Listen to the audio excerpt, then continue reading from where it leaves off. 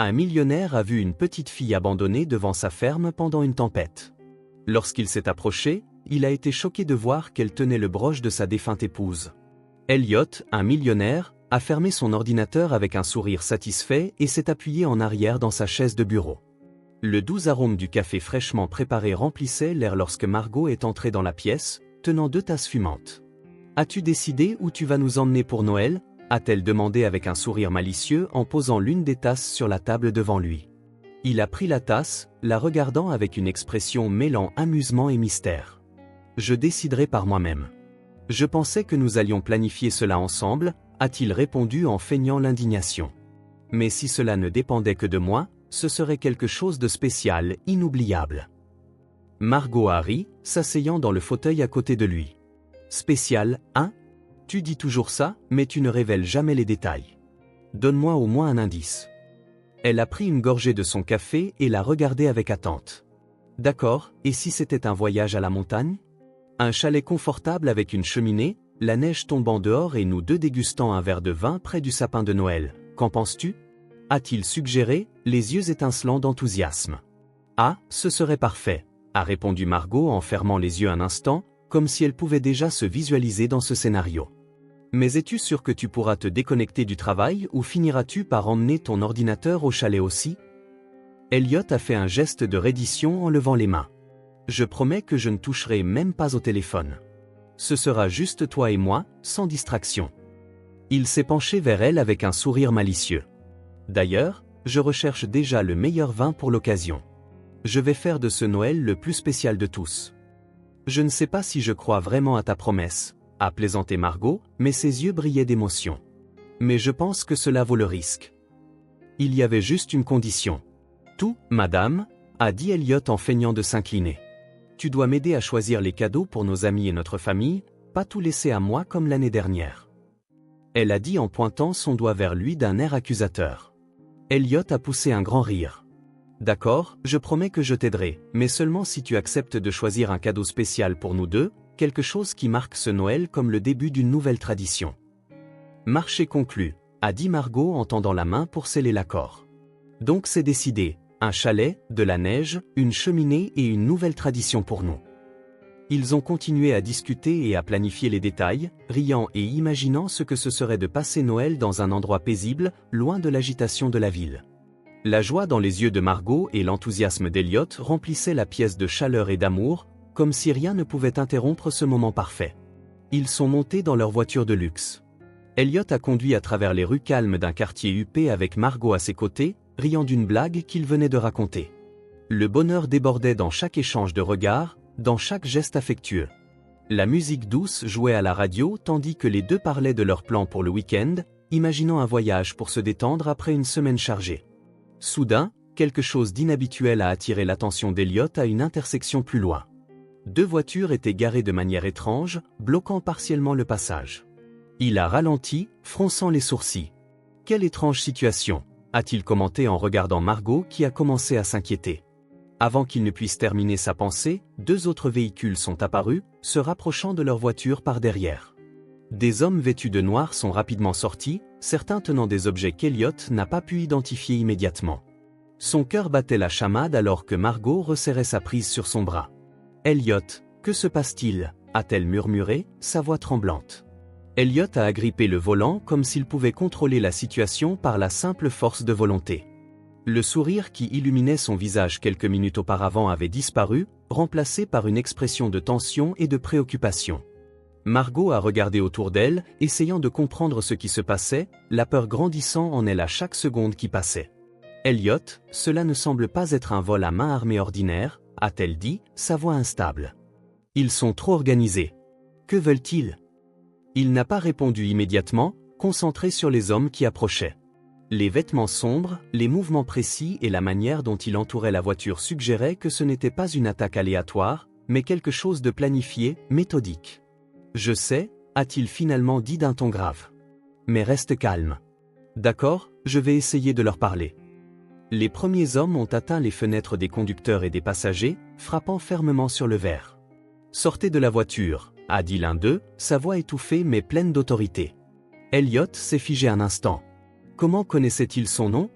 Il a regardé Margot, essayant de cacher la panique dans ses yeux. Elle a serré sa main comme pour lui donner du courage. « Je vais sortir, mais je veux que ma femme reste ici. »« Ne lui faites rien, » a répondu Elliot en essayant de garder sa voix stable. Il a lentement détaché sa ceinture de sécurité, les mains tremblantes légèrement. « Margot, verrouille les portes dès que je sortirai, » a-t-il murmuré en la regardant dans les yeux. « N'ouvrez pas les fenêtres, quoi qu'il arrive. »« Elliot, s'il te plaît, ne pars pas, » a supplié Margot, sa voix brisée. Mais il ouvrait déjà la portière de la voiture, levant les mains pour montrer qu'il ne résistait pas. 2 hommes l'ont tiré hors de la voiture avec des mouvements brusques, tandis qu'un autre restait près de la fenêtre de Margot, surveillant chacun de ses mouvements.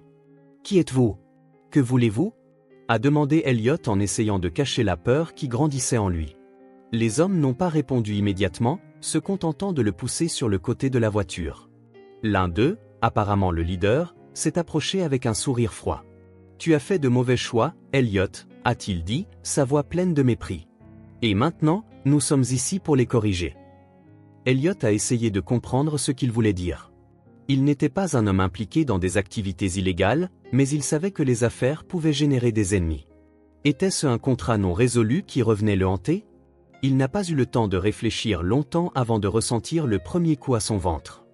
L'un des hommes l'a frappé, le faisant se courber de douleur. « Arrêtez !» a crié Margot depuis l'intérieur de la voiture, frappant la fenêtre. « Laissez-le tranquille. » Le leader a ri, s'approchant de la fenêtre. « Si loyal, si brave. »« Ne t'inquiète pas, cher, ce n'est que le début, » a-t-il dit sur un ton sarcastique. Margot a senti son cœur s'emballer, mais elle a gardé la portière verrouillée comme Elliot l'avait demandé. Alors qu'Elliot essayait de récupérer du coup, un autre homme s'est approché avec un téléphone portable à la main, lui montrant quelque chose. « Reconnais-tu ça » a demandé l'homme en pointant l'écran. Elliot a regardé et a vu ce qui semblait être des contrats et des transactions financières. Ses yeux se sont écarquillés en reconnaissant les papiers comme étant de son entreprise. « Où as-tu obtenu ça » a-t-il demandé, haletant. « Ne t'inquiète pas pour les détails, Elliot. Sache simplement que nous savons tout et maintenant tu vas payer pour cela, » a dit le leader en croisant les bras. Elliot a essayé de traiter ce qui se passait. Quelqu'un avait-il utilisé le nom de l'entreprise pour quelque chose d'illégal ou s'agissait-il d'une arnaque? Il devait gagner du temps. « Je ne sais pas de quoi vous parlez, mais je suis prêt à discuter. Il n'est pas nécessaire d'avoir recours à la violence, » a-t-il dit en essayant de rester calme. Mais le leader a secoué la tête, manifestement peu intéressé par les négociations. « C'est le moment d'apprendre ta leçon, Elliot, » a-t-il dit. Un autre coup est venu, cette fois au visage, faisant tomber Elliot à genoux sur le sol. Margot a crié depuis l'intérieur de la voiture, des larmes coulant sur son visage alors qu'elle voyait son mari se faire agresser. « Arrêtez! S'il vous plaît, arrêtez! Nous pouvons payer, faites ce que vous voulez, mais arrêtez !» Le leader s'est de nouveau tourné vers elle, se penchant près de la fenêtre. « Si vous pouvez payer, c'est bien, n'est-ce pas » a-t-il ri en tapotant légèrement le verre. « Nous verrons s'il peut vraiment payer. » Pendant ce temps, Elliot essayait de se lever, goûtant le goût métallique du sang dans sa bouche. « Si vous faites du mal à ma femme, je vous jure que vous le regretterez, » a-t-il dit, sa voix pleine de colère. Le leader a de nouveau ri, clairement amusé par la situation.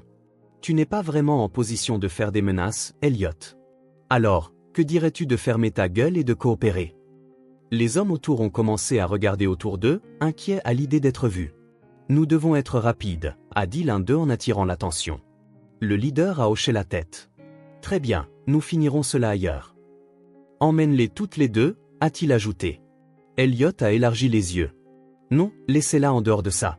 Je ferai ce que vous voulez, mais ne touchez pas à elle, » a-t-il crié en essayant de s'approcher de la voiture. Mais les hommes l'ont tenu fermement, le traînant sur le côté. Ils ont commencé à ouvrir la portière de la voiture, ignorant les cris de Margot. Elle a essayé de se battre, mais l'un des hommes lui a tenu les bras pendant que l'autre la tirait hors de la voiture. « Elliot » a-t-elle crié alors qu'il luttait contre les hommes qui le retenaient. « Laissez-la partir, s'il vous plaît. » La tension dans l'air était palpable et Elliot savait qu'il devait agir rapidement. Il a rassemblé toute la force qu'il avait, réussissant à se libérer de l'un des hommes et à se jeter vers Margot. Mais avant qu'il ne puisse l'atteindre, il a ressenti un coup à la tête et tout est devenu noir. Margot a crié désespérément tandis que les hommes la mettaient dans la voiture. « Vous n'allez pas vous en tirer comme ça, quelqu'un nous trouvera », a-t-elle crié en se débattant contre les bras qui la retenaient. Le leader est monté dans la voiture à côté d'elle, souriant froidement. « Ah, ma chère, c'est exactement ce sur quoi nous comptons. Mais en attendant, toi et ton mari aurez appris à ne pas vous mêler des mauvaises personnes, a-t-il dit. Le moteur de la voiture a rugi et ils sont partis, laissant Elliot inconscient sur le sol, entouré du silence de la nuit. Elliot s'est réveillé et s'est précipité chez lui. Il est tombé, le visage couvert de griffures et le corps endolori. La scène de la nuit précédente était encore fraîche dans son esprit, mêlée à la douleur profonde qu'il ressentait dans sa poitrine. Il a claqué la porte, s'appuyant contre elle un instant pour reprendre son souffle. Sa maison, qui semblait autrefois un havre de tranquillité, semblait maintenant froide et vide. Margot n'était plus là. Les mains tremblantes, il a pris le téléphone et a composé le numéro de la police. « J'ai besoin d'aide », a-t-il dit d'une voix rauque en essayant de rester calme. Quelques minutes plus tard, 2 officiers sont arrivés, frappant fermement à la porte. Elliot a ouvert et les a conduits dans le salon. « Que s'est-il passé, monsieur Elliot ?» a demandé l'un des officiers pendant que l'autre inspectait la maison. Elliot a pris une profonde inspiration, passant ses mains dans ses cheveux en désordre. « Nous avons été attaqués. Nous étions dans la voiture et un groupe d'hommes nous a entourés. Ils ont pris ma femme. Je ne sais pas pourquoi, je ne comprends pas. » Les officiers ont échangé des regards, la gravité de la situation étant évidente. « Avez-vous une idée de qui aurait pu faire cela ? Une rancune, un problème récent ?» a demandé Elliot, hésitant, son esprit travaillant frénétiquement. Il voulait dire qu'il ne savait pas, voulait croire que c'était une attaque aléatoire, mais la vérité était là, prête à émerger. « Je ne sais pas », a-t-il menti en détournant le regard. « Nous comprenons, monsieur. Nous allons enquêter sur l'affaire. Nous avons déjà quelques indices concernant des activités suspectes dans la région, mais nous avons besoin que vous coopériez au cas où vous vous souviendriez de quelque chose d'autre, a dit l'officier de police en prenant des notes dans son carnet. Après le départ des officiers de police, promettant de revenir avec plus d'informations, Elliot a ressenti le poids de sa culpabilité grandir. Il est entré dans le salon, regardant les photos de Margot éparpillées sur l'étagère. Sur l'une d'elles, elle riait, tenant un verre de vin, ses cheveux tombant négligemment sur ses épaules. « J'aurais dû te protéger », a-t-il murmuré, sentant les larmes se former soudainement comme si quelque chose avait explosé en lui. Elliot a frappé une pile de boîtes près de la table. « Merde », a-t-il crié, sa voix résonnant dans la pièce vide. « Je n'aurais jamais dû accepter cet accord sale. » Il s'est jeté sur le canapé, tenant sa tête entre ses mains alors que des flashs de ce qu'il avait fait des mois auparavant le consumaient. Dans une tentative désespérée de conclure un gros contrat et d'étendre ses investissements, Elliot avait fraudé une transaction avec un acheteur important. Il avait utilisé de faux transferts pour faire croire que le paiement avait été effectué. Lorsque l'acheteur a réalisé l'arnaque, la situation est devenue tendue, mais Elliot croyait avoir réussi à régler l'affaire sans conséquence. Maintenant, tout avait du sens. Il le poursuivait à cause de lui. Il a murmuré, sa voix étranglée. Margot a payé le prix de mes décisions stupides, de ma cupidité. La culpabilité pesait sur ses épaules comme une montagne et il savait qu'il devait réparer ce qu'il avait fait, même s'il était trop tard pour ramener Margot. Soudain, la promesse qu'il avait faite à la police de coopérer semblait vide. Comment pourrait-il aider s'il était impliqué dans la raison de l'attaque ? Avec les yeux fixés sur l'une des photos de Margot, il a murmuré pour lui-même, « Je vais arranger ça, quoi qu'il en coûte. Je vais laver mon nom et t'honorer. » Elliot savait qu'il était sur le point d'emprunter un chemin sans retour, mais il savait aussi qu'il n'avait pas d'autre choix. Il était temps de faire face aux conséquences de ses actions et de découvrir qui était vraiment derrière cette attaque, quoi qu'il en coûte. Elliot a saisi ses clés de voiture avec des mains tremblantes et s'est précipité dehors sans même regarder en arrière. Il savait qu'il devait agir rapidement. Margot avait disparu et la culpabilité le rongeait comme un poison. Il a conduit à travers les rues de la ville, son esprit bouillonnant de pensées confuses et de peurs sombres, mais au fond de lui, il avait un plan pour trouver l'une des connexions de l'acheteur qui l'avait trompé et obtenir des informations sur son emplacement. Il est arrivé dans un bâtiment discret du centre-ville, une façade, l'un de ces endroits que seuls ceux qui connaissent les affaires louches savent où trouver. Elliot a garé sa voiture négligemment et est sorti, le cœur battant. Il savait qu'entrer était risqué, mais il n'avait pas d'autre choix. L'endroit était faiblement éclairé, avec des murs écaillés et une odeur de moisi imprégnant l'air. Il a suivi les couloirs jusqu'à trouver la chambre d'un homme nommé Roberto, connu pour être un intermédiaire dans les négociations avec des personnes importantes et souvent dangereuses. « Roberto » a crié Elliot en entrant sans frapper. L'homme assis derrière un bureau encombré a levé les yeux, surpris et irrité. « Elliot, que fais-tu ici ? Ce n'est pas un endroit pour crier et frapper aux portes, » a dit Roberto en croisant les bras et en s'appuyant dans sa chaise. Elliot a ignoré la réaction de l'homme et s'est approché, frappant fermement ses mains sur le bureau. « Je n'ai pas le temps pour les formalités, Roberto. » « Où est-elle ? Où est cet acheteur maudit ? Je sais que tu as un contact avec lui, il a kidnappé ma femme. » Roberto l'a regardé pendant quelques secondes, évaluant la situation. Son visage montrait un mélange de méfiance et de curiosité. « Kidnapper ta femme ? Ta femme, de quoi parles-tu, Elliot ? Tu deviens parano. Ne me donne pas ça !» a crié Elliot, les yeux grands ouverts et les mains tremblantes de rage. « Je sais que tu sais où il est. Il me cherche à cause de ce maudit faux transfert. Je dois savoir où le trouver ou quelque chose de pire pourrait arriver. » Roberto a soupiré en se penchant en avant. « Écoute, Elliot, je te jure que je ne sais pas où il est. Cela fait des semaines que je n'ai eu aucun contact avec lui. Il a disparu après un gros contrat avec d'autres acheteurs. »« Tu mens. » Elliot l'a accusé en pointant du doigt Roberto. « Je ne mens pas, » a rétorqué Roberto en élevant la voix. « Écoute, Elliot, je ne suis qu'un intermédiaire. Il ne me donne aucune explication sur où il est ou ce qu'il fait. Si tu veux le trouver, tu vas devoir chercher ailleurs. Si tu te souviens de quelque chose, quoi que ce soit, fais-le-moi savoir. » Elliot a dit fermement en se tournant pour partir. Roberto a appelé d'un ton plus sérieux. « Si tu es vraiment ce que je pense que tu es, fais attention. Ce n'est pas le genre de personne que tu veux énerver encore plus. » Elliot est parti sans répondre, le poids de la situation resserrant sa poitrine encore plus. Il est remonté dans la voiture, a démarré le moteur et a conduit sans but, essayant d'organiser ses pensées. Sa recherche ne faisait que commencer et il savait que le temps était contre lui. Margot avait besoin de lui et il ferait tout ce qu'il fallait pour la ramener. Le téléphone d'Elliot vibrait incessamment sur le tableau de bord de la voiture, le tirant de ses pensées agitées. Il a saisi l'appareil avec des doigts tremblants et a répondu immédiatement. « Monsieur Elliot », a dit la voix urgente et grave de l'officier de police à l'autre bout de la ligne, « nous avons reçu un rapport concernant une femme inconsciente trouvée sur le pont central. La description correspond à celle de votre femme, Margot. » Le cœur d'Elliot s'est arrêté un instant avant de s'emballer comme s'il allait exploser de sa poitrine. « Margot ? Est-elle vivante ? Êtes-vous sûr que c'est elle ? » a-t-il presque crié au téléphone, le désespoir déjà perceptible dans sa voix. « Elle a été trouvée inconsciente, monsieur, » a répondu l'officier en essayant de rester calme. « Nous avons besoin que vous vous rendiez sur les lieux immédiatement pour confirmer son identité et fournir des informations supplémentaires. C'est urgent. » Sans répondre, Elliot a laissé tomber le téléphone sur le siège à côté de lui et a démarré la voiture avec un mouvement brusque. Le bruit des pneus crissant sur l'asphalte a coupé le silence de la nuit alors qu'il accélérait à travers les rues. Les lumières de la ville défilaient floues, chaque virage semblait un défi à son contrôle, mais il ne pouvait pas arrêter l'image de Margot inconsciente qui dominait ses pensées. Chaque seconde était plus intense, il devait se rendre au pont. Il devait savoir. Le trajet jusqu'au pont a semblé durer une éternité.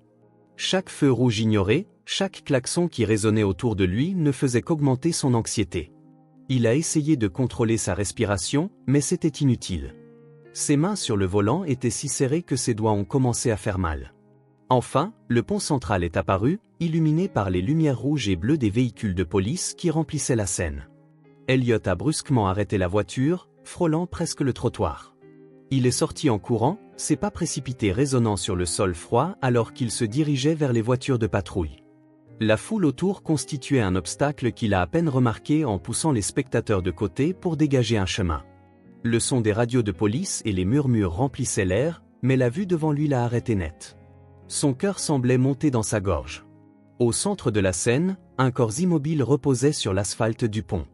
Elliot ne pouvait pas avancer, ses jambes étaient lourdes comme si la peur avait pris le contrôle de chaque muscle. « Est-ce elle ?» a-t-il murmuré pour lui-même, mais sans le courage de faire le pas suivant, se contentant de regarder la scène comme la vérité semblait approcher une vague.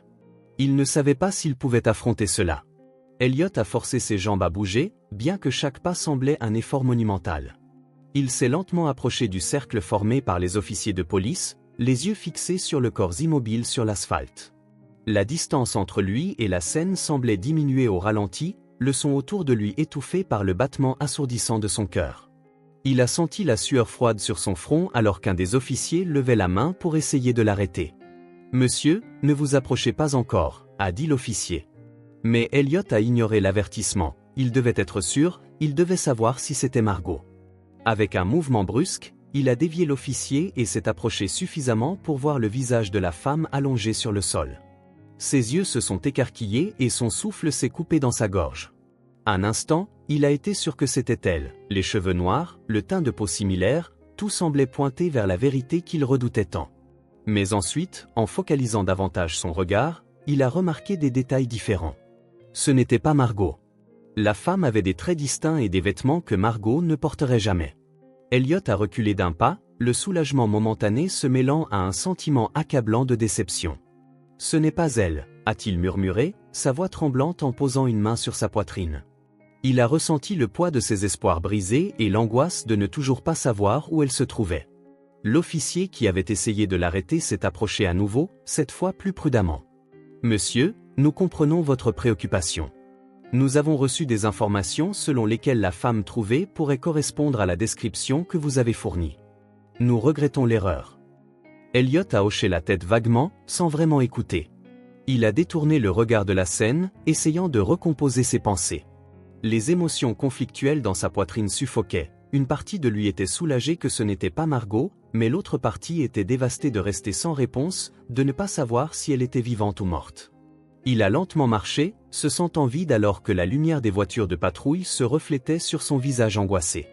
S'appuyant contre la rambarde du pont, Elliot a regardé l'horizon sombre, se demandant où Margot pourrait être. « Où es-tu » a-t-il murmuré pour lui-même, les larmes perlant dans ses yeux.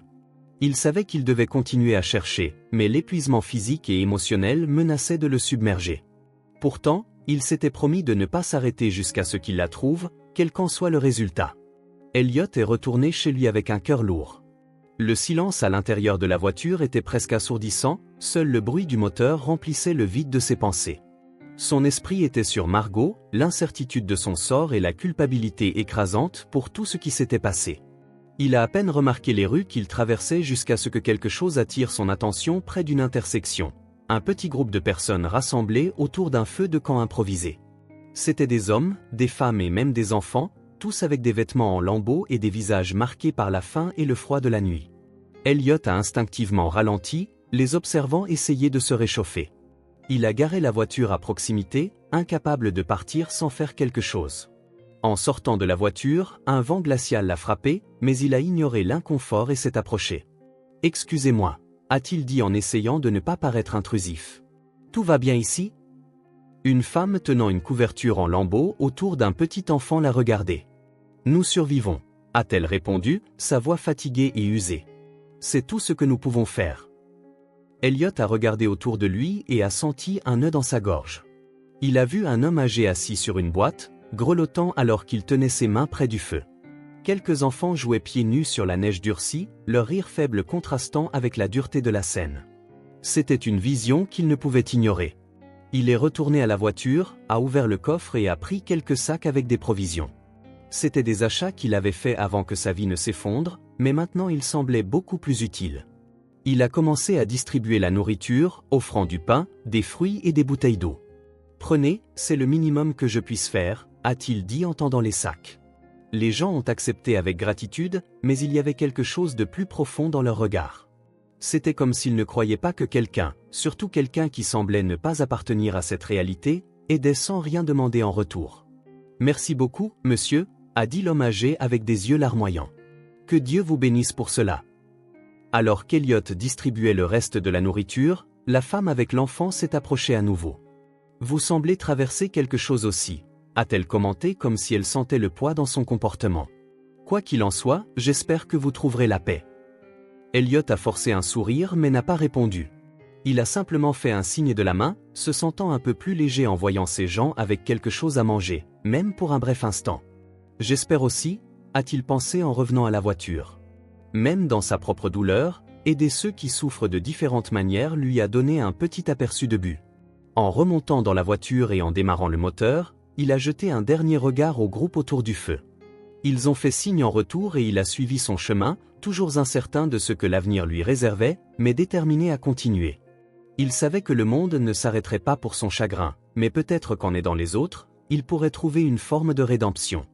Elliot s'est jeté sur le lit malgré la douleur serrant sa poitrine. Il a dormi.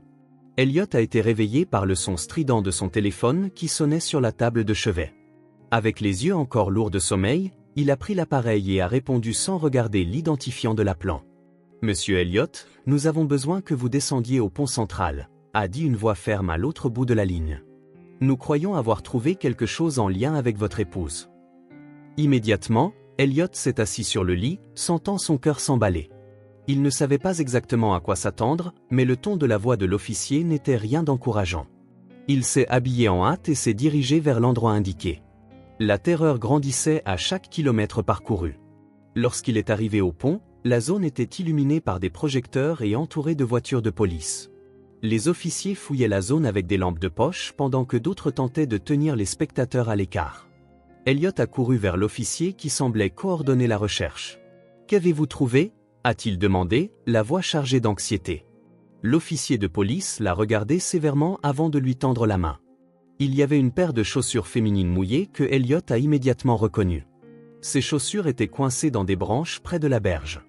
L'homme a expliqué d'une voix basse, « Nous élargissons la recherche, mais jusqu'à présent, nous n'avons trouvé aucun signe d'elle. » Elliot a pris les chaussures avec des mains tremblantes, ressentant le poids de la réalité qui commençait à se former. Il est tombé à genoux au bord de la rivière, serrant les chaussures contre sa poitrine alors que des larmes coulaient sur son visage. « Margot, ne pouvait-il pas être ?» a-t-il murmuré, sa voix brisée. Il a fermé les yeux, essayant de repousser la douleur accablante qui le submergeait. La sensation de perte était insupportable, comme si une partie de lui avait été arrachée. La police a continué la recherche dans la rivière en utilisant des bateaux et des filets pour essayer de localiser le corps. Elliot est resté là, immobile, comme figé dans le temps. « Nous n'avons encore rien trouvé », a dit un autre officier en s'approchant prudemment. « Mais nous continuerons demain.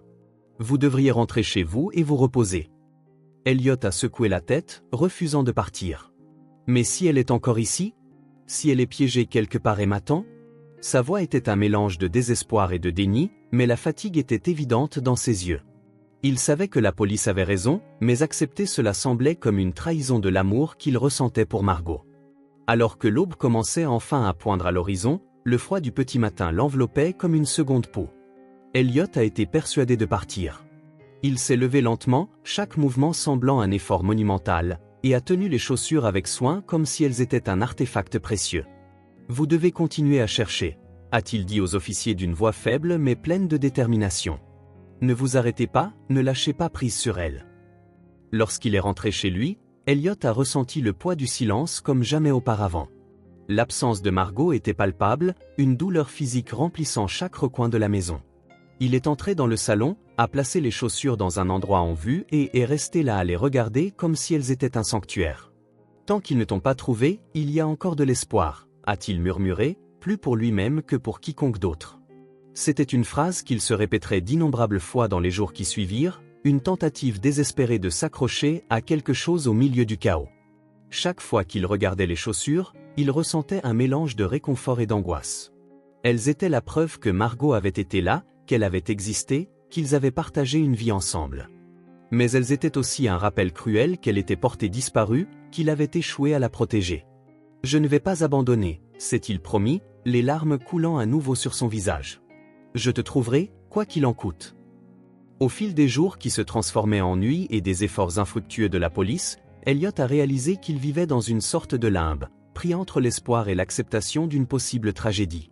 Il savait que pour avancer, il aurait besoin de réponses, mais jusqu'à ce qu'il les ait, tout ce qu'il pouvait faire était d'attendre avec les chaussures de Margot comme symbole silencieux de sa lutte et de son amour indéfectible pour elle. 10 ans s'étaient écoulés depuis les événements tragiques qui avaient marqué la vie d'Elliot et de Margot. Maintenant, dans une petite maison simple en périphérie d'une ville animée, Ruby, une fille de seulement 7 ans, jouait avec un ours en peluche usé assis sur le tapis décoloré du salon. Ruby était douce et innocente, avec des yeux curieux qui reflétaient la pureté de l'enfance.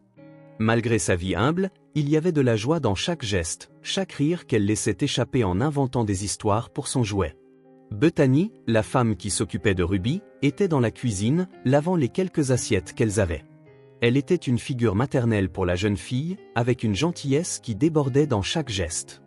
Bethany n'avait pas grand-chose, mais elle faisait de son mieux pour s'assurer que Ruby avait de la nourriture sur la table et un toit au-dessus de sa tête. Cependant, le poids des difficultés était évident dans son air fatigué. Soudain, un coup dur à la porte brisa le silence de la maison. Ruby regarda Bethany avec alarmement, qui sécha rapidement ses mains et se dirigea vers la porte, essayant de paraître plus confiante qu'elle ne se sentait. Lorsqu'elle l'ouvrit, un homme grand et à l'allure rude entra sans invitation.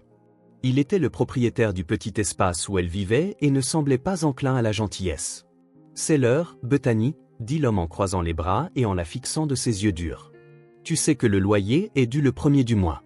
Je ne vais pas attendre plus longtemps. » Bethany essaya de rester calme malgré sa nervosité évidente. « Je sais, monsieur Antonio. J'ai juste besoin de quelques jours de plus. J'ai trouvé un emploi et j'attends d'être payé. Je promets que je paierai. » Antonio rit, mais il n'y avait aucun amusement dans son expression. « Tu as toujours des excuses, n'est-ce pas? Je suis fatigué de ça. Si tu ne paies pas d'ici demain, je vous mettrai toutes les deux à la rue. Je t'ai déjà averti auparavant et je ne bluffe pas. » Ruby, tenant encore son ours en peluche, observa la scène avec de grands yeux, ne comprenant pas entièrement ce qui se passait mais ressentant le poids de la tension dans l'air. Bethany prit une profonde inspiration, essayant de contrôler la colère grandissante en elle. « Je fais de mon mieux, dit-elle en essayant de garder sa voix stable. Tu ne peux pas nous menacer comme ça. J'ai un enfant à prendre en charge. » Antonio fit un pas en avant, s'approchant de Bethany de manière intimidante. « Oh vraiment? Et qui va s'occuper d'elle quand vous serez à la rue? Tu as jusqu'à demain pour me payer, dit-il avant de sortir un couteau de sa poche, le faisant lentement tourner dans sa main. Ne me force pas à prendre des mesures drastiques. Bethany recula mais garda son regard fixé sur lui. N'ose pas, dit-elle avec une détermination qui semblait plus grande que sa propre silhouette. Je paierai, mais vous ne nous toucherez pas. Maintenant, sortez de ma maison. Antonio la fixa pendant quelques secondes, évaluant s'il devait suivre sa menace. Finalement, il haussa les épaules, rangea le couteau et partit en disant « Demain, pas un jour de plus », avant de sortir en claquant violemment la porte. Aussitôt qu'il fut parti, Bethany poussa un profond soupir, ses mains tremblant alors qu'elle s'appuyait contre la porte. Ruby courut vers elle, l'embrassant sur les jambes. « Tante Bethany, va-t-il nous faire du mal ?» demanda la fille d'une voix tremblante. Bethany s'agenouilla, tenant Ruby par les épaules et la regardant dans les yeux. « Non, mon ange, personne ne va te faire de mal, je te le promets, » dit-elle en essayant de transmettre une confiance qu'elle ne ressentait pas complètement. « Je m'occuperai de tout, tu n'as à t'inquiéter de rien. » Ruby hocha lentement la tête, mais serra toujours l'ours en peluche contre sa poitrine. Bethany savait qu'elle devait trouver une solution rapidement. Elle ne pouvait pas laisser Antonio mettre sa menace à exécution, pas tant qu'elle avait Ruby à protéger. La nuit serait longue, mais Bethany était déterminée à faire l'impossible pour garder la jeune fille en sécurité. Quelques heures après le départ d'Antonio, un nouveau coup à la porte interrompit l'atmosphère tendue qui planait encore sur la maison. Bethany, toujours en train de reprendre ses esprits et de trouver une issue à la menace qu'elle affrontait, sentit son estomac se nouer à l'ampleur du son autoritaire. Ruby, assise dans le coin de la pièce, serrait l'ours en peluche de toutes ses forces, son regard fixé sur la porte. Bethany hésita avant de l'ouvrir. Elle savait que personne avec de bonnes intentions ne viendrait à cette heure-là et un frisson lui parcourut l'échine lorsqu'elle tourna la poignée. Lorsque la porte s'ouvrit enfin, un homme grand et plus âgé avec une posture rigide se tenait de l'autre côté. Sa présence dégageait de l'autorité et son regard perçant semblait pénétrer toute résistance.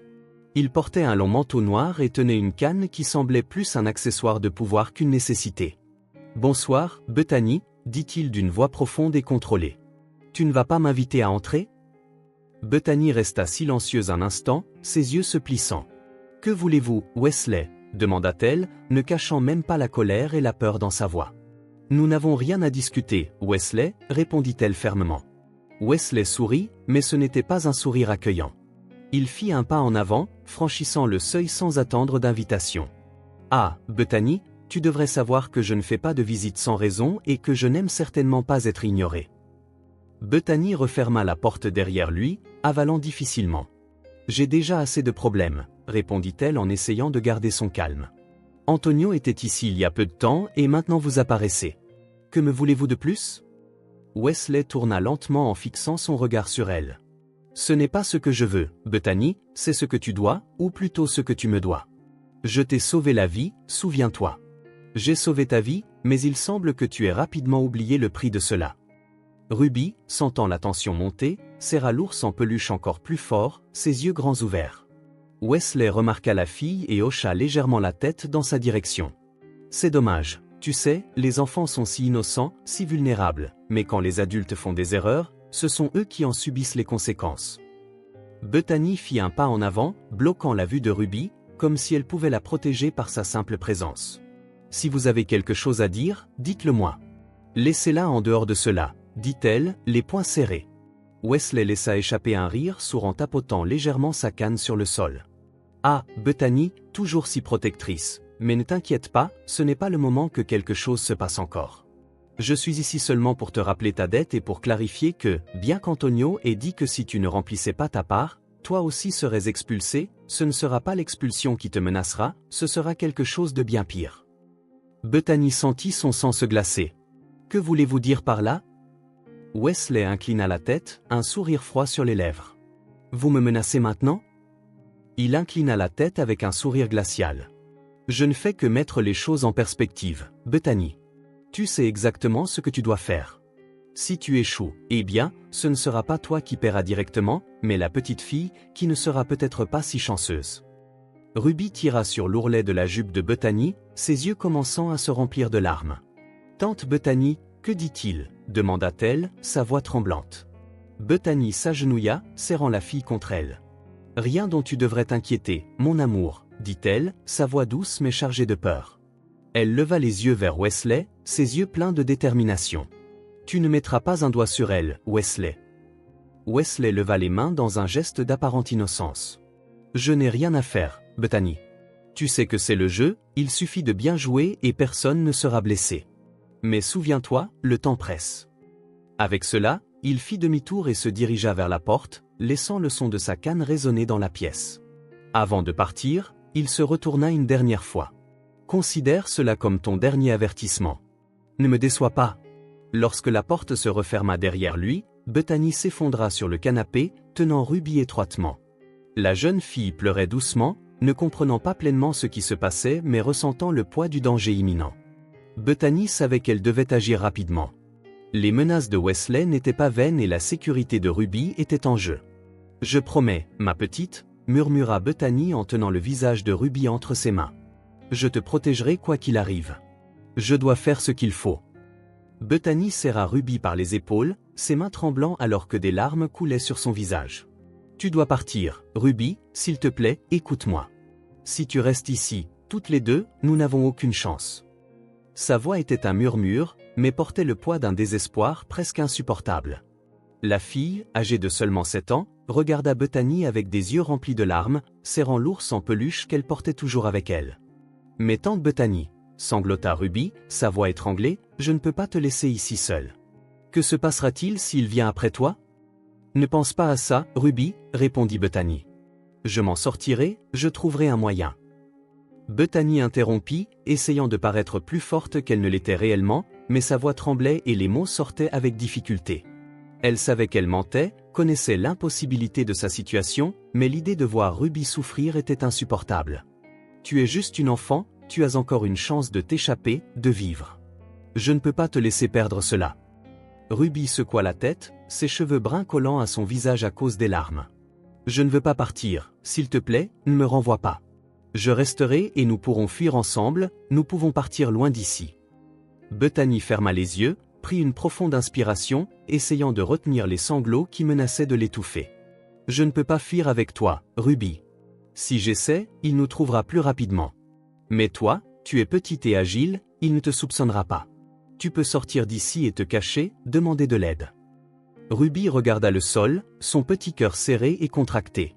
Elle savait que Bethany était sérieuse, mais accepter cela était trop douloureux. Sa seule famille, la seule personne qui la protégeait, lui demandait de partir. « Et si je ne te revois jamais ?» demanda-t-elle, sa voix basse et presque inaudible. Bethany avala difficilement, retenant les larmes alors qu'elle tenait le visage de Ruby dans ses mains. « Tu me reverras, je te le promets, mais maintenant tu dois être forte. Prends tes affaires, prends ce qui est le plus important pour toi et pars, pars maintenant avant qu'il ne soit trop tard.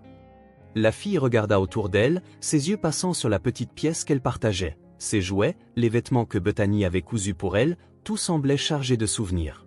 Mais elle aperçut ensuite le petit broche sur le dessus de l'étagère, un simple mais spécial accessoire avec les initiales de Bethany et Ruby gravées en lettres délicates. C'était quelque chose que Bethany lui avait donné lors de son dernier anniversaire, comme symbole du lien indéfectible entre elles. Ruby prit soigneusement la broche, la tenant contre sa poitrine comme si c'était le dernier morceau de Bethany qu'elle pouvait emporter avec elle. « Je vais prendre ça, » dit Ruby, sa voix encore tremblante, « ainsi je ne t'oublierai jamais. » Bethany essaya de sourire, mais ce fut un sourire triste et douloureux. « Je ne t'oublierai jamais, ma fille. Maintenant, pars et ne regarde pas en arrière, d'accord? Cours et ne t'arrête pas. » Les yeux de Ruby pleins de larmes donnèrent à Bethany un dernier câlin serré. « Je t'aime, tante Bethany, » dit-elle, sa voix étranglée. « Je t'aime aussi, ma petite, » répondit Bethany en relâchant le câlin et en poussant doucement la fille vers la porte. Ruby hésita un instant, puis commença à marcher, ses pas lents et lourds. Lorsqu'elle atteignit la porte, elle regarda Bethany une dernière fois, comme pour graver cette image à jamais dans sa mémoire, puis, le cœur brisé, elle sortit en courant dans la rue sombre, serrant la broche contre elle. Bethany resta à la porte, regardant jusqu'à ce que Ruby disparaisse dans l'obscurité. Lorsque la fille fut partie, elle s'effondra par terre, pleurant comme une rivière. « S'il te plaît, Dieu, » murmura-t-elle en serrant ses genoux contre sa poitrine. « Protège-la, ne laisse rien arriver à ma fille. » Ruby pressa la broche contre sa poitrine, le métal froid lui apportant un étrange réconfort alors qu'elle courait dans la rue mal éclairée.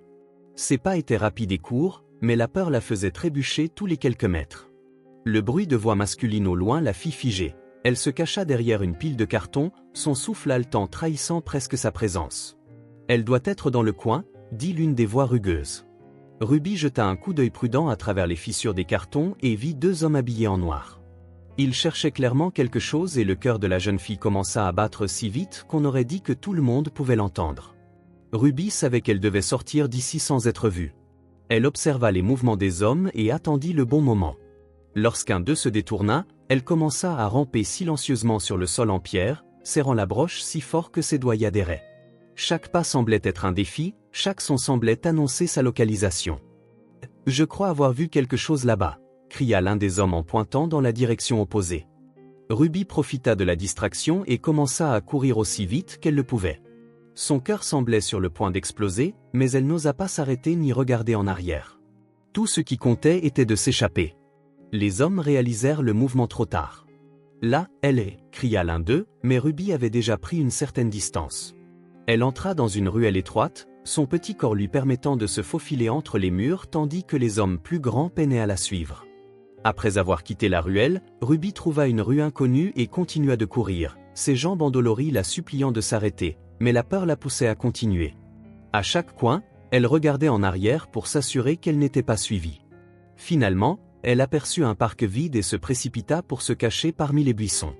Là, parmi les feuilles et les branches, elle se recroquevilla, essayant de contrôler sa respiration, son corps tremblant à la fois de froid et de terreur. Les voix des hommes s'éloignaient progressivement jusqu'à ce que le silence reprenne le dessus. Ruby poussa un soupir tremblant, réalisant enfin qu'elle avait semé ses poursuivants. Elle regarda la broche dans ses mains et commença à pleurer en silence. « J'ai fait ce que tu as demandé, tante Bethany, » murmura-t-elle, les larmes coulant librement. « Maintenant, je dois continuer. Je dois partir loin, très loin. » Se relevant avec difficulté, Ruby s'essuya le visage avec le dos de ses mains. Même effrayée et épuisée, elle savait qu'elle ne pouvait pas s'arrêter. Elle devait aller aussi loin que possible, trouver un endroit sûr et peut-être quelqu'un qui pourrait l'aider. Après un dernier regard vers le ciel sombre, Ruby recommença à marcher, la broche brillant dans ses mains comme une petite lumière d'espoir. Elle quitta enfin les ruelles étroites et mal éclairées de la périphérie et atteignit le centre-ville, où les réverbères étaient plus lumineux et les bâtiments plus hauts. Cependant, cet endroit ne semblait pas moins hostile que celui d'où elle s'était enfuie. Son corps était fatigué, ses jambes tremblaient à chaque pas et le froid mordant semblait s'infiltrer jusque dans ses os, pourtant elle continuait à marcher, tenant la broche comme si c'était le seul lien restant avec Bethany.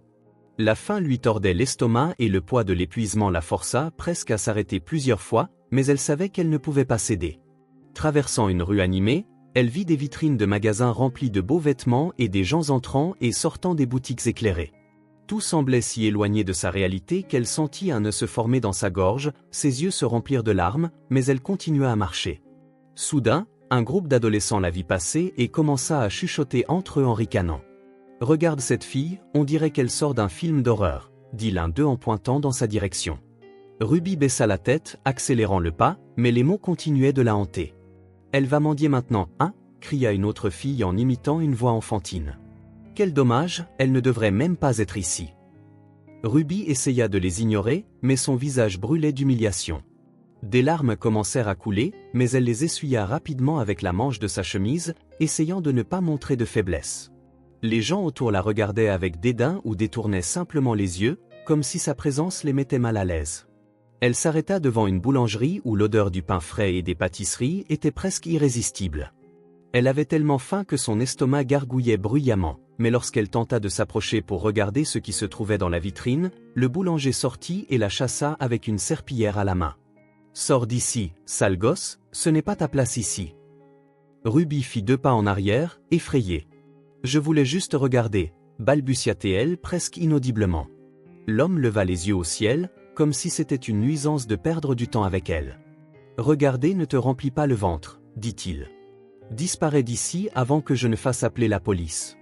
Nous n'avons pas de temps pour ces bêtises. » Ruby continua de marcher, le cœur lourd et l'âme marquée par l'humiliation. « Je veux juste un endroit où rester, » pensa-t-elle en serrant la broche contre sa poitrine. « Bethany, tu me manques tellement. » Fatiguée et faible, elle trouva une petite place avec des bancs en bois usés. Elle s'assit là, serrant ses genoux contre elle, regardant les gens se presser autour, tous semblant avoir un endroit où aller, un foyer auquel revenir. Elle ressentit le poids de la solitude comme jamais auparavant, mais même là, au milieu de larmes silencieuses et d'une douleur qui semblait insupportable, quelque chose en elle insistait pour se lever. L'espoir, bien que fragile, n'était pas encore complètement éteint. Ruby continua de marcher à travers les rues animées, essayant d'ignorer le froid croissant et la fatigue qui prenaient le dessus sur son corps. La broche qu'elle serrait contre sa poitrine était sa seule compagne et Bethany semblait de plus en plus distante à chaque pas. Pensant à toutes les fois où elle avait entendu Bethany parler de justice, une idée commença à se former dans son esprit. Peut-être que la police pourrait l'aider après tout. Ils étaient responsables de la protection des gens, n'est-ce pas? Déterminée, elle commença à chercher un poste de police. Elle demanda à certaines personnes où elle pourrait en trouver un, mais la plupart l'ignoraient ou la regardaient avec dédain avant de reprendre leur chemin. Finalement, après beaucoup de marches, elle vit le panneau d'un poste de police et sentit un petit soulagement. « C'est ça », murmura-t-elle en prenant une profonde inspiration avant d'entrer. En passant par la porte vitrée, elle ressentit l'atmosphère froide et impersonnelle. La réception était éclairée par des lampes fluorescentes et un policier au regard sombre était assis derrière un bureau, tapant sur un ordinateur. Ruby s'approcha timidement, sa main tenant toujours la broche. « Monsieur, j'ai besoin d'aide », dit-elle d'une voix basse et tremblante. L'officier leva lentement les yeux, analysant la fille de la tête aux pieds. « Que voulez-vous ici, petite fille? Allez, parlez vite, je suis occupé. »« Ma tante est en danger et des hommes veulent me faire du mal, » répondit Ruby, les mots sortant en rafale. « Ils ont dit qu'ils allaient nous faire du mal. » L'officier renifla et retourna son regard à l'écran. « Nous ne sommes pas des gardiens d'enfants, petite fille. Si tu es perdue, rentre chez toi et arrête de nous déranger. »« Mais je n'ai pas de maison, » dit Ruby, sa voix étranglée, essayant de retenir les larmes. « C'est toujours la même histoire, » grogna-t-il en se renversant dans son siège. « Allez, petite fille, disparais avant que je ne te fasse sortir d'ici de force. Nous n'avons pas de temps pour ces bêtises. » Ruby resta paralysée un instant, essayant de comprendre comment quelqu'un pouvait être aussi indifférent. N'ayant pas d'autre choix, elle quitta le poste de police, les yeux brûlants de larmes et le cœur lourd. « Personne ne va m'aider, » murmura-t-elle en retournant dans la rue. C'est alors que la première goutte de pluie tomba sur son front. Elle leva les yeux et vit le ciel gris lourd menaçant de s'effondrer sur la ville. Les gens commencèrent à se presser, certains ouvrant leurs parapluies tandis que d'autres couraient se mettre à l'abri. Ruby, sans endroit où aller, continua de marcher tandis que les gouttes froides commençaient à tomber plus fort. En quelques minutes, la pluie s'était transformée en tempête, le vent hurlant dans les rues, renversant les poubelles et faisant osciller les panneaux. Ruby serra son propre corps, essayant de se protéger, mais ses vêtements étaient déjà trempés et le froid pénétrait jusqu'à ses os. « Bethany, que dois-je faire maintenant ?» murmura-t-elle, luttant contre le sentiment de désespoir. Les rues étaient presque désertes, à l'exception de quelques voitures qui passaient rapidement, éclaboussant l'eau des flaques tout autour. Ruby trouva un abri temporaire sous un auvent, mais même là, le vent et la pluie l'atteignaient. Assise sur le sol mouillé, elle commença à pleurer, son visage caché dans ses mains. La broche était toujours serrée contre sa poitrine, le seul symbole d'espoir au milieu de cette nuit sombre. Soudain, un tonnerre éclata dans le ciel, la faisant sursauter. La tempête semblait refléter le chaos intérieur qu'elle ressentait, comme si la nature elle-même était en guerre. Ruby serra les yeux, essayant d'ignorer la peur et la solitude qui l'entouraient. Elle savait qu'elle devait continuer, mais chaque pas semblait plus difficile que le précédent. Frissonnant de la tête aux pieds, elle aperçut la silhouette d'une ferme à l'horizon, se détachant contre les éclairs qui illuminaient le ciel. Sans réfléchir une seconde, elle courut vers elle, ses pieds glissant dans la boue et la pluie froide lui coupant le visage. Chaque pas était un effort, mais la vue d'un abri lui donna la force de continuer. Lorsqu'elle arriva enfin, elle poussa la porte en bois qui grinçait de la grange et entra. L'intérieur était sombre, avec une forte odeur de foin mouillé et d'animaux. Elle regarda autour d'elle, cherchant un coin où elle pourrait se mettre à l'abri. « J'ai juste besoin de me réchauffer un peu, juste un peu », murmura-t-elle, ses dents claquant de froid. Ruby trouva un coin avec de la paille sèche empilée et se blottit là, essayant d'ignorer le vent qui continuait de passer à travers les fissures des planches de la grange. La broche qu'elle ne lâchait pas était maintenant froide contre la peau de ses mains. « Bethany », murmura-t-elle, le nom s'échappant comme une supplication. La solitude semblait plus lourde que jamais, mais l'épuisement commença enfin à la submerger. Ses yeux se fermèrent lentement alors que la tempête continuait de rugir dehors. Soudain, Ruby sentit quelque chose, une touche froide et ferme sur son épaule. Ses yeux s'ouvrirent instantanément, son cœur battant la chamade. Elle tourna lentement la tête, paralysée par la peur, jusqu'à ce qu'elle aperçoive une silhouette debout à côté d'elle. Un homme grand portant des vêtements de travail en lambeaux et tenant une lanterne la regardait avec une expression indéchiffrable. Sa barbe était négligée et la lueur de la lanterne illuminait son visage sévère. Elliot, toujours tenant la lanterne, fit un pas en arrière lorsqu'il vit la broche brillante dans les mains tremblantes de Ruby. Ses yeux s'écarquillèrent et il sembla perdre son souffle un instant. « Cette broche » murmura-t-il presque inaudiblement. « Où as-tu trouvé ça ?»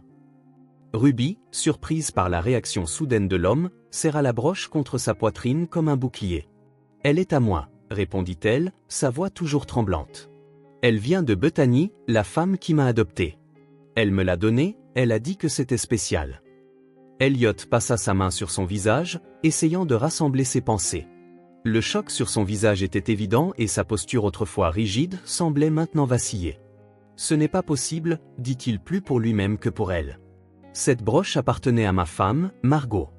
Je la lui ai donnée pour notre anniversaire de mariage. Elle est unique, je l'ai faite moi-même. » Ruby fronça les sourcils, confuse. « Non, c'est celle de Bethany, » insista-t-elle, sa voix prenant un peu plus de fermeté. « Elle l'a toujours eue, elle n'a jamais parlé de toi ou de Margot. Je sais seulement qu'elle est ma famille. » L'homme s'agenouilla sur le sol froid de la grange, laissant tomber la lanterne à côté de lui. Le faisceau de lumière vacilla, projetant des ombres sur les murs tandis qu'Elliot fixait la broche comme si c'était un fantôme du passé. « Si c'est vrai, si c'est la même broche, alors quelque chose ne va pas du tout, » dit-il, sa voix rauque d'émotion. Il regarda Ruby, ses yeux pleins de larmes, et demanda presque en suppliant, « Où est Bethany maintenant ?» Ruby hésita, serrant la broche encore plus fort. « Elle m'a dit de fuir, » confessa-t-elle tristement, son chagrin pesant sur ses mots. « Elle a dit que c'était dangereux pour moi de rester, elle est restée derrière. Je ne sais pas ce qui lui est arrivé, je ne sais pas si elle est vivante. » Elliot passa ses mains dans ses cheveux, visiblement secoué. « Je dois comprendre ce qui se passe, » dit-il en se levant avec difficulté. Il pointa la broche. « C'est la seule connexion que j'ai avec Margot. Tu me dis que Bethany s'est occupée de toi, qu'elle avait ça. Je dois savoir comment elle est arrivée entre ses mains. » Ruby, toujours méfiante, fit un pas en arrière. « Je ne sais rien, monsieur. Je sais seulement que Bethany a toujours pris soin de moi, elle est tout ce que j'ai. » Elliot soupira profondément, essayant de contrôler son émotion. Il regarda Ruby avec un mélange de tristesse et de détermination. « Si ce que tu dis est vrai, alors Bethany est la clé pour comprendre ce qui est arrivé à Margot, et je ne me reposerai pas tant que je n'aurai pas découvert la vérité. » Ruby le regarda, encore incertaine de pouvoir faire confiance à cet homme. « Tu ne feras pas de mal à Bethany, n'est-ce pas ?» demanda-t-elle, sa voix chargée d'inquiétude. Parce que je ne la laisserai pas se faire du mal par qui que ce soit, répondit-il. Elliot secoua la tête. Je ne veux faire de mal à personne, petite fille. Je veux juste des réponses. Et si Bethany s'est occupée de toi, alors c'est une bonne personne, je te le promets. Je ne ferai rien pour lui nuire. Le silence dans la grange fut brisé uniquement par le son de la pluie qui continuait de battre sur le toit. Finalement, Ruby hocha lentement la tête, toujours serrant la broche fermement. Alors, que faisons-nous maintenant, demanda-t-elle, ses yeux toujours méfiants. Elliot ramassa la lanterne et se redressa. D'abord, je vais te conduire dans un endroit sûr. Ensuite, nous découvrirons où se trouve Bethany et ce qui s'est réellement passé. Il regarda la broche une fois de plus, la lumière de la lanterne la reflétant. Peut-être que je trouverai enfin les réponses que je cherche depuis 10 ans. Ruby, toujours méfiante, suivit Elliot hors de la grange, le cœur lourd et l'esprit plein de questions. Tous deux savaient que cette nuit marquait le début de quelque chose de bien plus grand qu'ils ne pouvaient jamais l'imaginer. En entrant dans le manoir imposant, Elliot alluma les lumières, révélant un environnement luxueux et accueillant, décoré avec des meubles raffinés et des détails élégants à chaque coin. Le lustre en cristal reflétait la lumière douce, créant une atmosphère chaleureuse mais presque surréaliste pour Ruby, qui regardait autour d'elle avec de grands yeux. Elle n'avait jamais rien vu de tel auparavant. Elliot conduisit Ruby vers la cuisine spacieuse équipée des appareils les plus modernes. Il ouvrit le réfrigérateur rempli de nourriture fraîche et commença à préparer quelque chose de simple mais nutritif. « Tu dois avoir faim », dit-il en plaçant un bol de soupe chaude devant elle, accompagné de tranches de pain frais et de jus. « Mange, tu as besoin de reprendre des forces. » Ruby, toujours hésitante, regarda la nourriture avec un mélange de désir et de prudence. La faim l'emporta cependant et elle commença à manger, d'abord avec précaution puis avidement. Elliot la regarda en silence, son expression lourde de préoccupation alors qu'il essayait de reconstituer les morceaux de l'histoire confuse qu'elle avait racontée. Lentement, dit-il avec un sourire doux en la voyant dévorer la soupe. « Ici, tu peux manger autant que tu veux, il n'y a pas besoin de te presser. » Lorsqu'elle eut fini, Elliot prit un téléphone et demanda à sa gouvernante de préparer un bain chaud. « Tu as besoin de vêtements propres, j'ai tout arrangé pour toi, » dit-il en la conduisant vers l'une des salles de bain spacieuses de la maison. Ruby le regarda avec méfiance mais hocha timidement la tête. La chaleur de l'eau semblait un luxe impossible, mais elle se permit de se détendre pendant quelques minutes, laissant la fatigue et la saleté être lavées par le bain. Pendant qu'elle était dans la salle de bain, Elliot se rendit dans l'une des chambres d'amis où il avait préparé des vêtements confortables qui pourraient lui convenir. Il laissa les vêtements propres sur le lit et retourna dans le salon, essayant d'organiser ses pensées. L'image de la broche le dérangeait toujours. Comment quelque chose d'aussi intime que celui de Margot avait fini entre les mains de cette fille? Lorsque Ruby revint, portant des vêtements clairement trop grands pour elle mais propres et doux, Elliot était assis dans l'un des fauteuils du salon. Il se leva et lui fit signe de le rejoindre. « Maintenant que tu es plus à l'aise, » commença-t-il, sa voix ferme mais douce, « je pense qu'il est temps que nous ayons une conversation sérieuse. J'ai besoin de comprendre ce qui se passe. » Ruby le regarda, toujours un peu effrayée, mais le ton chaleureux d'Elliot semblait sincère. Elle hocha lentement la tête et s'assit dans le fauteuil en face de lui alors qu'il se relaxait, son regard fixé sur la broche qu'elle portait. La conversation qui suivit allait à jamais changer le cours de leur vie. Ruby prit une profonde inspiration avant de commencer à parler, ses yeux fixés sur le sol comme si le souvenir était trop lourd pour être affronté directement. « J'ai vécu dans les rues avant, je n'avais personne jusqu'à ce que tante Bethany me trouve. Elle vivait dans une maison humble, très simple.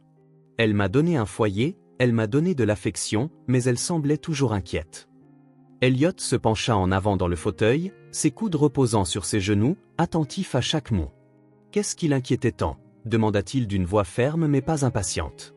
Ruby serra la broche contre sa poitrine comme si cela l'aidait à trouver la force. C'est à cause de l'homme à qui elle devait de l'argent.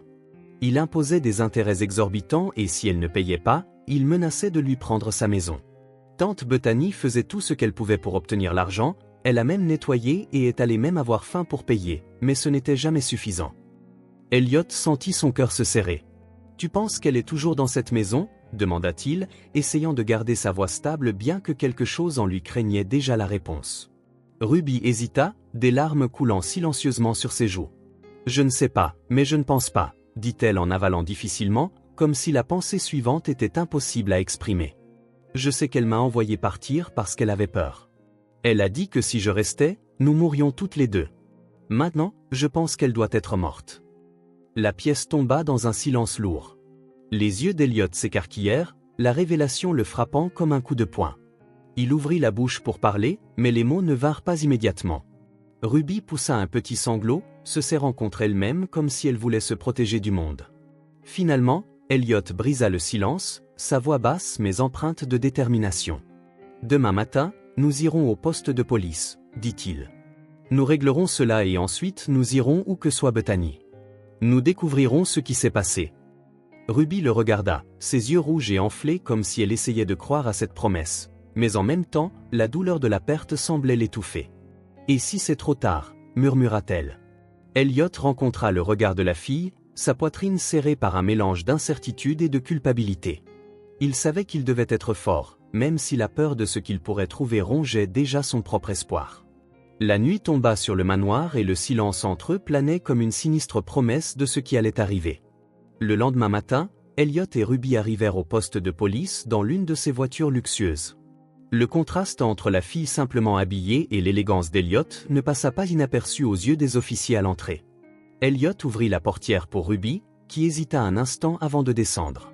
Il remarqua son regard incertain et se pencha, la tenant par l'épaule. « Tu es en sécurité avec moi, Ruby. Fais-moi confiance, » dit-il d'une voix ferme mais rassurante. La fille hocha la tête, bien que ses pas restaient prudents. En entrant, l'atmosphère du poste de police semblait froide et impersonnelle. Ruby regarda autour d'elle, reconnaissant deux visages qui la firent reculer. C'étaient les mêmes officiers qui, quelques jours plus tôt, l'avaient traitée avec dédain lorsqu'elle avait essayé de demander de l'aide. Elliot remarqua le changement dans son comportement et s'arrêta, se tournant pour la regarder. « Qu'y a-t-il, Ruby » demanda-t-il en se penchant à nouveau pour être à son niveau. Elle pointa discrètement les deux hommes en uniforme et chuchota d'une voix tremblante. « Ce sont eux qui m'ont maltraité. J'ai demandé de l'aide quand j'étais seule et ils ont dit que j'étais une vagabonde, que personne n'avait le temps de s'occuper d'une gamine des rues. » L'expression d'Elliot devint immédiatement sérieuse. Il redressa sa posture et s'avança vers les deux officiers, Ruby le suivant timidement. Lorsqu'ils approchèrent, il parla assez fort pour que tout le monde autour puisse entendre. « Vous aussi » dit-il d'une voix chargée d'autorité. Les officiers se tournèrent vers lui, surpris par la confrontation. « Étiez-vous ceux qui ont humilié cette fille lorsqu'elle est venue ici demander de l'aide » Les hommes échangèrent des regards nerveux, essayant de se justifier. « Monsieur, il doit y avoir une erreur, » dit l'un d'eux. « Nous traitons avec beaucoup de personnes chaque jour. »« Erreur ?» Elliot répliqua en croisant les bras. « Donc, vous me dites que vous ne vous souvenez pas d'elle, une enfant seule, désespérée, venant dans ce poste de police pour demander de l'aide, et au lieu de l'aider, elle a été traitée comme si elle ne valait rien. » Les officiers bafouillaient, mais Elliot ne leur donna pas la chance de répondre. « Je ne sais pas comment vous faites pour porter ces uniformes si c'est le genre de comportement que vous affichez. La police est censée protéger, pas humilier, et je ne laisserai pas cela passer. » Un officier supérieur, ayant entendu le tumulte, s'approcha rapidement, préoccupé par la situation. « Monsieur, que se passe-t-il ici ?» Ces deux officiers, dit Elliot en les désignant, ont traité une enfant qui a demandé de l'aide comme si elle était un problème à ignorer. C'est inacceptable. Je veux une explication et je veux que des mesures soient prises immédiatement. Le supérieur, embarrassé, hocha immédiatement la tête. « Je m'en occupe, monsieur. Veuillez accepter nos excuses au nom du poste. » Elliot prit une profonde inspiration, essayant de contenir sa colère. Il se baissa à nouveau pour regarder Ruby dans les yeux. « Ils ne recommenceront pas, je vous le promets, » dit-il avec une expression plus douce. « Maintenant, prenons soin de ce pourquoi nous sommes venus ici. » Ruby acquiesça, se sentant plus confiante avec lui à ses côtés. Même avec la nervosité toujours présente, elle réalisa qu'Elliot était déterminé à la protéger et à s'assurer qu'elle soit entendue. Ensemble, ils procédèrent à déposer le rapport et peut-être à faire un pas de plus vers le sauvetage de Bethany.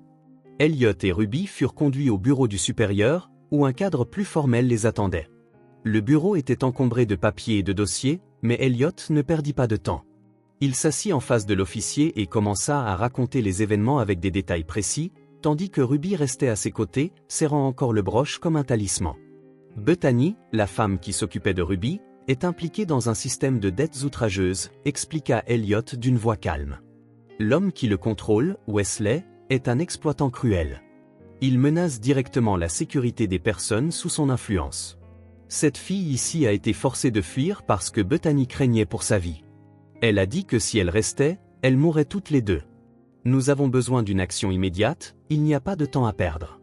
Le supérieur écouta attentivement, prenant des notes rapides tout en regardant Ruby avec empathie. « Et toi, petite fille, peux-tu nous en dire plus sur Bethany et ses hommes ?» demanda-t-il d'un ton plus doux.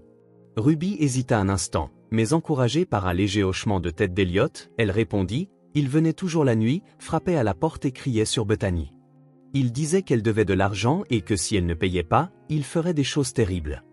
Elle pleurait beaucoup, mais elle essayait toujours de me protéger. C'est pourquoi elle m'a dit de fuir. » Le supérieur soupira, fermant le carnet et se levant. « Cette situation est sérieuse.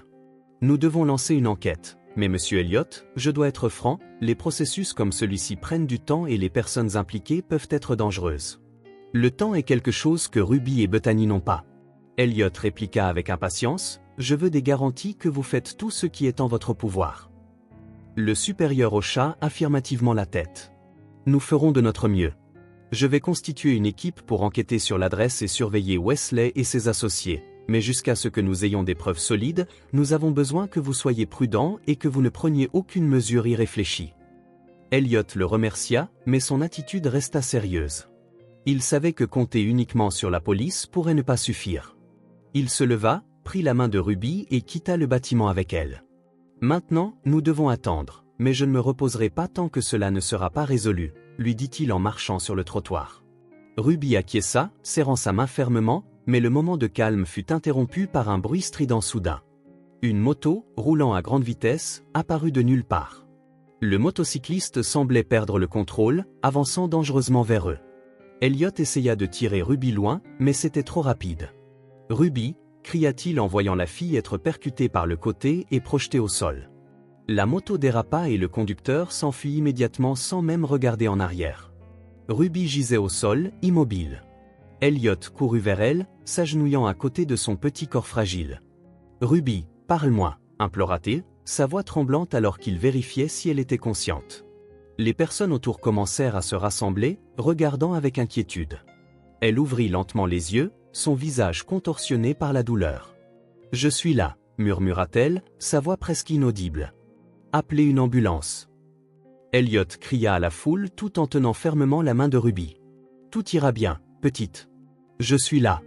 Je ne laisserai rien t'arriver. » La panique s'empara d'Elliot alors qu'il attendait l'arrivée de l'aide. Il savait qu'il ne pouvait perdre personne d'autre, en regardant le visage blessé de Ruby, sa détermination grandit. Il ne trouverait pas seulement Bethany et détruira le système de Wesley, mais il protégerait aussi Ruby de tout mal qui pourrait lui arriver. Elliot ne perdit pas de temps. Tenant Ruby dans ses bras, il courut jusqu'à sa voiture et la plaça sur le siège arrière, vérifiant si elle respirait. « Reste avec moi, Ruby » murmura-t-il d'une voix chargée d'urgence.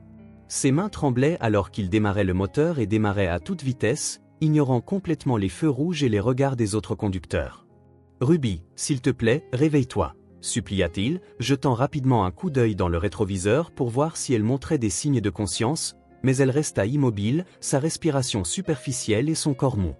L'angoisse d'Elliot grandissait à chaque seconde. « Tu vas t'en sortir, je te le promets » répétait-il comme si les mots pouvaient changer le cours des événements. En conduisant à travers les rues animées de la ville, le son des klaxons des autres voitures semblait lointain, étouffé par l'inquiétude qui remplissait son esprit. Finalement, l'hôpital apparut à l'horizon et Elliot appuya sur l'accélérateur. Il s'arrêta brusquement devant l'entrée des urgences, sortit en courant et cria pour demander de l'aide. « Quelqu'un, aidez-moi! Une enfant est blessée, elle a besoin de soins urgents. » Le désespoir dans sa voix attira l'attention des infirmières qui coururent vers lui avec une civière. Elliot plaça soigneusement Ruby sur la civière, regardant les infirmières l'emmener à l'intérieur de l'hôpital. Elle avait été percutée par une moto et était inconsciente depuis plusieurs minutes. Il expliqua rapidement à l'un des médecins, qui hocha la tête avant de disparaître avec Ruby dans les couloirs. Elliot tenta de les suivre, mais une infirmière à la porte des urgences l'arrêta. « Monsieur, vous devez attendre ici. Nous ferons tout notre possible. » Il hocha la tête à contre-cœur et s'éloigna, s'asseyant sur l'un des fauteuils du hall. Ses coudes reposaient sur ses genoux, sa tête dans ses mains. Il sentait la pression monter, le poids de ce qui était arrivé à Ruby semblait le broyer. j'aurais dû être plus rapide. J'aurais dû la protéger, murmura-t-il, la culpabilité rongeant chaque fibre de son être. Le temps semblait passer lentement, chaque seconde d'attente une éternité. Elliot regarda la porte séparant le hall des urgences, espérant voir quelqu'un sortir avec de bonnes nouvelles, mais le silence persistant le faisait se sentir encore plus impuissant. Il savait qu'il ne pouvait rien faire d'autre que d'attendre et d'espérer que Ruby soit assez forte pour surmonter cela. « S'il te plaît, sois en sécurité, Ruby », dit-il doucement, fermant les yeux et essayant de repousser la peur qui menaçait de le submerger. L'image d'elle, si petite et fragile, sur le siège arrière de la voiture ne quittait pas son esprit. « Tu as encore tant à vivre, ça ne peut pas se terminer ainsi », pensa Elliot. Alors qu'il attendait, il ressentit la solitude de la responsabilité. Ruby était tout ce qui restait de Bethany, tout ce qui le reliait à la promesse de la protéger. Il savait qu'il devait être fort, quoi qu'il arrive, mais à ce moment-là, il n'était qu'un homme en conflit avec la douleur de ses échecs et l'espoir que, d'une manière ou d'une autre, tout pourrait bien se passer. Le médecin sortit des urgences avec une expression neutre, tenant une tablette. Elliot se leva immédiatement, les yeux fixés sur l'homme, essayant de déchiffrer ce qu'il dirait avant même qu'il n'ouvre la bouche. « Docteur, comment va-t-elle » demanda-t-il, la voix chargée d'anxiété. Le médecin soupira et regarda directement Elliot. « Elle va s'en sortir, mais elle a subi une fracture au bras gauche et devra subir une opération pour corriger l'os.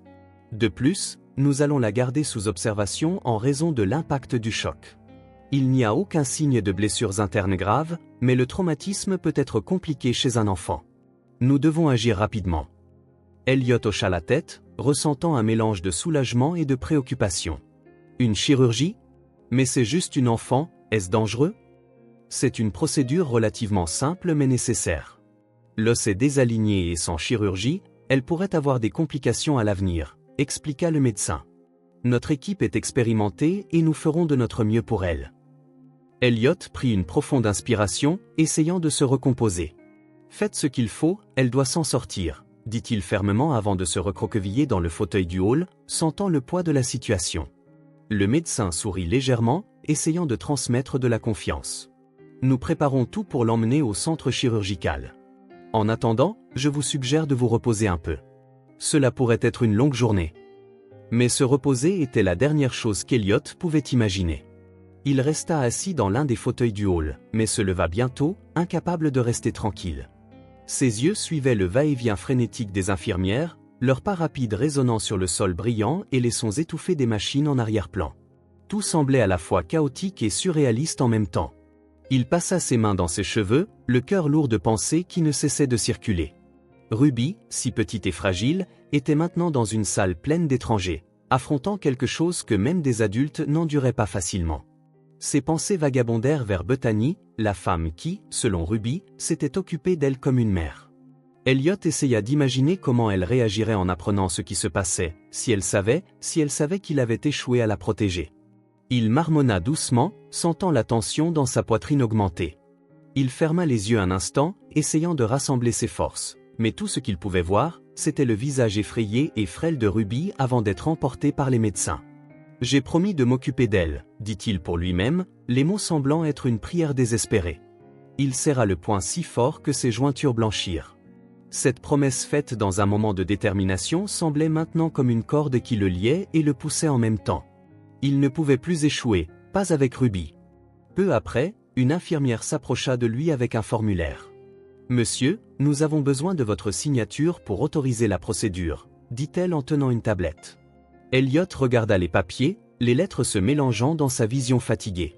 Il savait qu'il devait faire confiance au médecin, mais l'attente de la décision le frappa comme une vague. Il signa rapidement, les mains tremblantes en écrivant son nom. « Elle est tout ce que j'ai maintenant, » dit-il d'une voix rauque en remettant le formulaire à l'infirmière. L'infirmière hocha la tête, lui donnant un regard compréhensif avant de s'éloigner. Elliot la suivit du regard jusqu'à ce qu'elle disparaisse dans le couloir, et le silence entre les mouvements sembla plus étouffant que jamais. Alors qu'il attendait, Elliot commença à remarquer l'environnement autour de lui. Le hall de l'hôpital, si impersonnel et stérile, contrastait fortement avec la bataille personnelle qu'il menait. Les gens passaient en courant, certains pleuraient, d'autres tenaient des fleurs, comme si le monde autour d'eux avançait à un rythme complètement différent. Mais pour lui, chaque seconde semblait une éternité, s'éternisant comme un cruel rappel de son impuissance. Si quelque chose lui arrivait, je ne me pardonnerai jamais, pensa-t-il en regardant la porte de la salle d'opération. Il se demandait comment il en était arrivé là. Comment quelqu'un qui avait été si accompli dans le passé avait-il permis que tout s'effondre si rapidement? Ruby ne méritait pas de souffrir à cause d'un délit de fuite et de la négligence qu'il sentait avoir commise en la laissant en danger. Il se rassit, mais se leva bientôt, incapable de contenir son agitation. Il se dirigea vers l'une des fenêtres du hall, regardant le ciel sombre qui semblait refléter son âme. « Margot, que dois-je faire ?» murmura-t-il pour lui-même, invoquant le souvenir de la femme qu'il aimait et qui semblait maintenant si distante. Il ne savait pas si ses prières étaient pour elle ou pour quelque chose de plus grand, mais il savait qu'il devait croire que Ruby s'en sortirait. Le son des pas le fit se retourner brusquement.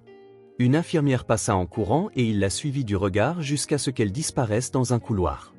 Le temps semblait lui jouer des tours, avançant parfois trop vite, d'autres fois s'arrêtant complètement. En regardant l'horloge sur le mur, il réalisa que seules 20 minutes s'étaient écoulées depuis que Ruby avait été emmenée en chirurgie, mais la sensation était qu'il y était resté pendant des heures. Elliot sentit une boule dans la gorge et tenta d'avaler le désespoir qui menaçait de déborder. Il savait qu'il devait être fort, mais à ce moment-là, la force semblait lui échapper comme du sable entre les doigts. Il se rassit à nouveau, les mains couvrant son visage, prenant de profondes respirations pour essayer de trouver un fragment d'espoir. « Tu vas t'en sortir, Ruby », murmura-t-il comme si les mots pouvaient atteindre la fille et la réconforter où qu'elle soit. Soudain, il sentit son téléphone vibrer dans sa poche. C'était un numéro inconnu. Pendant un instant, il hésita, mais répondit d'une voix basse. « Allô ?» demanda-t-il, espérant de nouvelles, même minimes. La communication se coupa avant qu'il ne puisse entendre une réponse, et il soupira de frustration, sentant le poids de tout ce qui s'accumulait de nouveau. Elliot se leva une fois de plus, marchant sans but dans le hall comme si le mouvement pouvait dissiper la tension. Chaque pas semblait faire écho à ses doutes et à ses peurs, mais il continuait car s'arrêter signifiait affronter les pensées qu'il ne pouvait supporter à ce moment-là. Alors qu'il marchait, il regarda dans le couloir menant à la salle d'opération, espérant de bonnes nouvelles arriver bientôt. Pour l'instant, tout ce qu'il pouvait faire était d'attendre et de croire que Ruby était assez forte pour surmonter cela. La nuit tomba, enveloppant l'hôpital dans un silence inquiétant, brisé uniquement par le son des pas précipités des infirmières et le murmure lointain des machines surveillant les patients. Elliot était assis à côté de Ruby, la regardant dormir profondément, son petit bras dans un plâtre, légèrement surélevé par un support. Mais son visage, maintenant calme, semblait libéré de la douleur qui l'avait autrefois consumé. Il se permit de respirer un peu plus, soulagé, bien que l'inquiétude continue de hanter ses pensées. Sous la lumière douce de la lampe de chevet, Elliot se leva et fit les 100 pas en cercle, son esprit divisé. Il savait que Bethany était toujours en danger, peut-être confrontée à quelque chose de bien pire qu'il ne pouvait l'imaginer, mais en même temps, il ne pouvait se résoudre à quitter Ruby, surtout après tout ce qu'elle avait traversé en si peu de temps. Il craignait que la laisser seule ne brise le fragile lien de confiance qu'ils étaient en train de construire. Il s'arrêta près de la fenêtre, regardant le ciel sombre parsemé d'étoiles. « Margot, que dois-je faire ?» murmura-t-il, espérant que sa défunte épouse pourrait d'une manière ou d'une autre le guider. Il ferma les yeux un instant, laissant le poids de la décision s'installer. S'il partait après Bethany, il pourrait perdre de vue Ruby à nouveau, la laissant vulnérable et sans protection. Mais s'il restait, il retardait le sauvetage de Bethany, qui ne pourrait peut-être plus attendre. Un mouvement sur le lit attira son attention. Ruby ouvrit lentement les yeux, clignant pour s'ajuster à la lumière. Elle le vit debout près de la fenêtre et sourit légèrement, bien qu'elle semblait toujours fragile. « Tu es encore là », dit-elle d'une voix douce et pleine de soulagement. Elliot s'approcha, s'asseyant à nouveau à ses côtés. « Bien sûr que je suis là, petite. Je ne vais nulle part tant que tu as besoin de moi, » répondit-il en tenant soigneusement sa main. Le contact réconfortant semblait apaiser les deux, mais le doute pesait lourdement sur son esprit. « Tu vas partir chercher Bethany, n'est-ce pas ?» demanda Ruby, sa voix petite mais pleine de compréhension. Ses grands yeux innocents semblaient implorer une réponse qui la réconforterait. Elliot hésita. Il savait que chaque choix avait un coût, mais à ce moment-là, la réponse vint avec clarté. « Non, Ruby. Je ne vais pas te laisser seule. Bethany t'a confié à moi et je respecterai cela. Nous allons tout régler ensemble. Mais pour l'instant, le plus important est que tu te rétablisses, » dit-il, sa voix ferme et pleine de conviction. Ruby le regarda avec un mélange de surprise et de gratitude. « Tu promets ?» demanda-t-elle, encore effrayée d'être abandonnée. Elliot sourit et hocha la tête. Je te promets que tu es ma priorité maintenant, Ruby, et ensemble, nous trouverons un moyen d'aider Bethany. Alors que Ruby fermait de nouveau les yeux, réconforté par ses paroles, Elliot sentit un poids se lever de ses épaules. Il savait qu'il avait pris la bonne décision. La recherche de Bethany continuerait, mais il ne mettrait pas la sécurité de Ruby en danger pour cela. Il la protégerait à tout prix parce qu'elle était désormais la raison de son combat et le rappel vivant de l'amour qu'il avait autrefois partagé avec Margot. Cette nuit-là, alors qu'il la regardait s'endormir à nouveau, il sentit que malgré les incertitudes, ils étaient sur la bonne voie. Une semaine s'était écoulée depuis l'accident et Ruby semblait déjà plus forte. Elle marchait prudemment dans l'hôpital, son bras encore dans un plâtre, mais déterminée à se rétablir. Elliot était toujours à ses côtés, la soutenant à chaque pas, la regardant faire preuve d'une résilience impressionnante malgré tout ce qu'elle avait affronté. Il avait passé des nuits blanches, pris entre des pensées sur Bethany et des conversations silencieuses avec Ruby, essayant de maintenir le moral des deux. Un dimanche ensoleillé matin, un officier de police frappa à la porte de la chambre d'hôpital où il séjournait. Il entra avec un dossier plein de documents, son expression sérieuse. Elliot se leva immédiatement, sentant son cœur battre fort. « Des nouvelles de Bethany ?» demanda-t-il avec anxiété. L'officier s'assit dans la chaise à côté d'eux. « Nous avons découvert pas mal de choses sur le système en périphérie. Il semble qu'il y ait un réseau organisé de rackets, d'esclavage et même de vente illégale de propriétés. C'était un système bien établi et les enquêtes pointent vers plusieurs personnes impliquées. » Elliot fronça les sourcils, traitant l'information. « C'est bien, je veux dire, c'est important que cela ait été découvert. Mais qu'en est-il de Bethany? Avez-vous trouvé des indices la concernant ?» L'officier secoua la tête, son expression lourde. « Malheureusement, nous n'avons trouvé aucune femme nommée Bethany dans aucun des endroits que nous avons investigués. Nous avons effectué plusieurs recherches, mais c'est comme si elle avait complètement disparu. » Ruby, qui était assise sur le lit, écoutait tout et élargit les yeux. « Ça ne peut pas être, dit-elle. Elle était là. Bethany ne partirait jamais sans moi. Ils ont dû lui faire quelque chose. » L'officier regarda la fille avec empathie.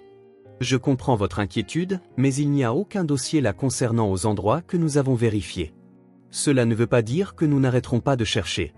Les enquêtes sont toujours en cours et de nouvelles informations pourraient émerger. » Elliot ferma les yeux, serrant le poing. L'idée que Bethany soit perdue ou pire, en danger, le consumait. « Oh, vous devez intensifier les recherches. Cette femme a sauvé la vie de Ruby. Nous ne pouvons pas simplement la laisser disparaître sans réponse. »« Nous faisons de notre mieux, monsieur, » répondit l'officier en se levant. « Mais ces affaires sont compliquées, surtout quand il y a tant de personnes impliquées et que le système est si vaste. Je promets que toute nouvelle évolution sera communiquée immédiatement. » L'officier quitta la chambre, et Elliot retourna au lit de Ruby, s'asseyant à ses côtés. La fille serrait son bras plâtré, son regard perdu. « Elle ne peut pas être morte, oncle Elliot. »« Je sais qu'elle est vivante, je le ressens, » dit Ruby, les larmes aux yeux. « Je le sens aussi, petite, » répondit Elliot en posant une main sur son épaule. « Nous ne renoncerons pas à la retrouver, même si nous ne pouvons pas. Nous continuerons à chercher de toutes les manières possibles. » Ruby hocha la tête, bien que l'angoisse reste visible sur son visage. « Je veux juste qu'elle revienne. Elle a toujours pris soin de moi, même quand elle n'avait rien, » dit-elle. Elliot soupira profondément, ressentant le poids de la responsabilité. Il ne savait pas ce que l'avenir lui réservait, mais une chose était certaine, il ne se reposerait pas tant qu'il n'aurait pas trouvé Bethany et assuré une vie sûre et heureuse pour Ruby. Le lendemain, Elliot se réveilla déterminé. Il ne pouvait plus supporter l'attente, l'incertitude et l'impuissance. Les derniers jours l'avaient vidé émotionnellement, mais ils avaient aussi éveillé en lui un sentiment d'urgence. Il savait qu'il ne pouvait pas se fier uniquement à l'enquête de la police. S'il voulait des réponses sur Bethany, il devait les chercher lui-même. Après le petit déjeuner, il s'assit à côté de Ruby et lui prit les mains. « Petite, j'ai besoin que tu restes ici aujourd'hui. Je sors pour enquêter sur ce qui est arrivé à Bethany, » dit-il. Ruby le regarda immédiatement, les yeux remplis d'inquiétude. « Tu y vas seul? C'est dangereux, oncle Elliot. Et si quelque chose t'arrivait aussi ?» Elliot essaya de sourire pour la rassurer, mais la tension sur son visage le trahissait. « Je dois faire cela, tu sais que la police fait ce qu'elle peut, mais nous avons besoin de réponses maintenant et je ne prendrai pas le risque pour toi. Reste ici où c'est sûr. » Ruby secoua la tête, son expression ferme. « Je ne vais pas rester. Je connais les endroits où elle pourrait être. » Tu as besoin de moi. Elliot dit d'une voix un peu plus ferme. Ce n'est pas une aventure, c'est dangereux. Je veux que tu me fasses confiance et que tu restes ici. Elle hésita, mais finit par hocher la tête, bien que réticente. D'accord, mais tu promets que tu reviendras? Je te le promets, petite, répondit Elliot en se penchant pour embrasser le sommet de sa tête. Il attrapa ses clés de voiture et partit, ignorant que Ruby le regardait depuis la fenêtre. En chemin, alors que la voiture glissait dans les rues de la ville, Elliot commença à planifier mentalement son enquête. Il avait quelques noms notés, des lieux mentionnés dans les premières investigations. Il était tellement absorbé par ses pensées qu'il ne remarqua pas le petit bruit venant du siège arrière. Lorsqu'il atteignit un feu rouge, il entendit un son étouffé et tourna brusquement la tête. Qu'est-ce que c'était? Se demanda-t-il en regardant dans le rétroviseur, mais le siège arrière semblait vide. Dès qu'il reprit la route, une voix basse et familière émergea. « Je t'avais dit que tu ne pouvais pas y aller seul, Ruby. » Elliot s'exclama brusquement, arrêtant la voiture sur le bas-côté. Il se retourna et vit la fille recroquevillée entre les sièges, son bras plâtré toujours visible. « Que fais-tu ici? Je t'ai dit de rester à la maison, dit-il. Elle leva son visage déterminé. « Je ne pouvais pas te laisser y aller seule. Je connais les endroits où elle pourrait être et quoi faire. Si tu as besoin d'aide, Ruby, ce n'est pas une blague. Réalises-tu le danger auquel nous faisons face? » Elliot était furieux, mais il savait aussi qu'il ne pouvait simplement la laisser seule dans la rue. « Je sais, mais je ne pouvais pas rester sans rien faire, » répondit-elle d'une voix ferme. « S'il te plaît, oncle Elliot, ne me renvoie pas. Je promets que je ferai tout ce que tu dis. Laisse-moi aider. » Elliot passa ses mains sur son visage, exaspéré. Il savait que la chose sensée serait de la ramener, mais la détermination dans ses yeux lui rappelait quelque chose qu'il avait perdu depuis longtemps, l'espoir. Il soupira profondément. « D'accord, mais tu vas suivre chacun de mes mots. Si je te dis de courir, tu cours. Si je te dis de rester, tu restes. Compris ?» Ruby hocha rapidement la tête, un soulagement inondant son visage. « Compris, je te le promets. » « Bien, » dit Elliot en redémarrant la voiture. « Mais si quelque chose tourne mal, je me blâme pour toujours.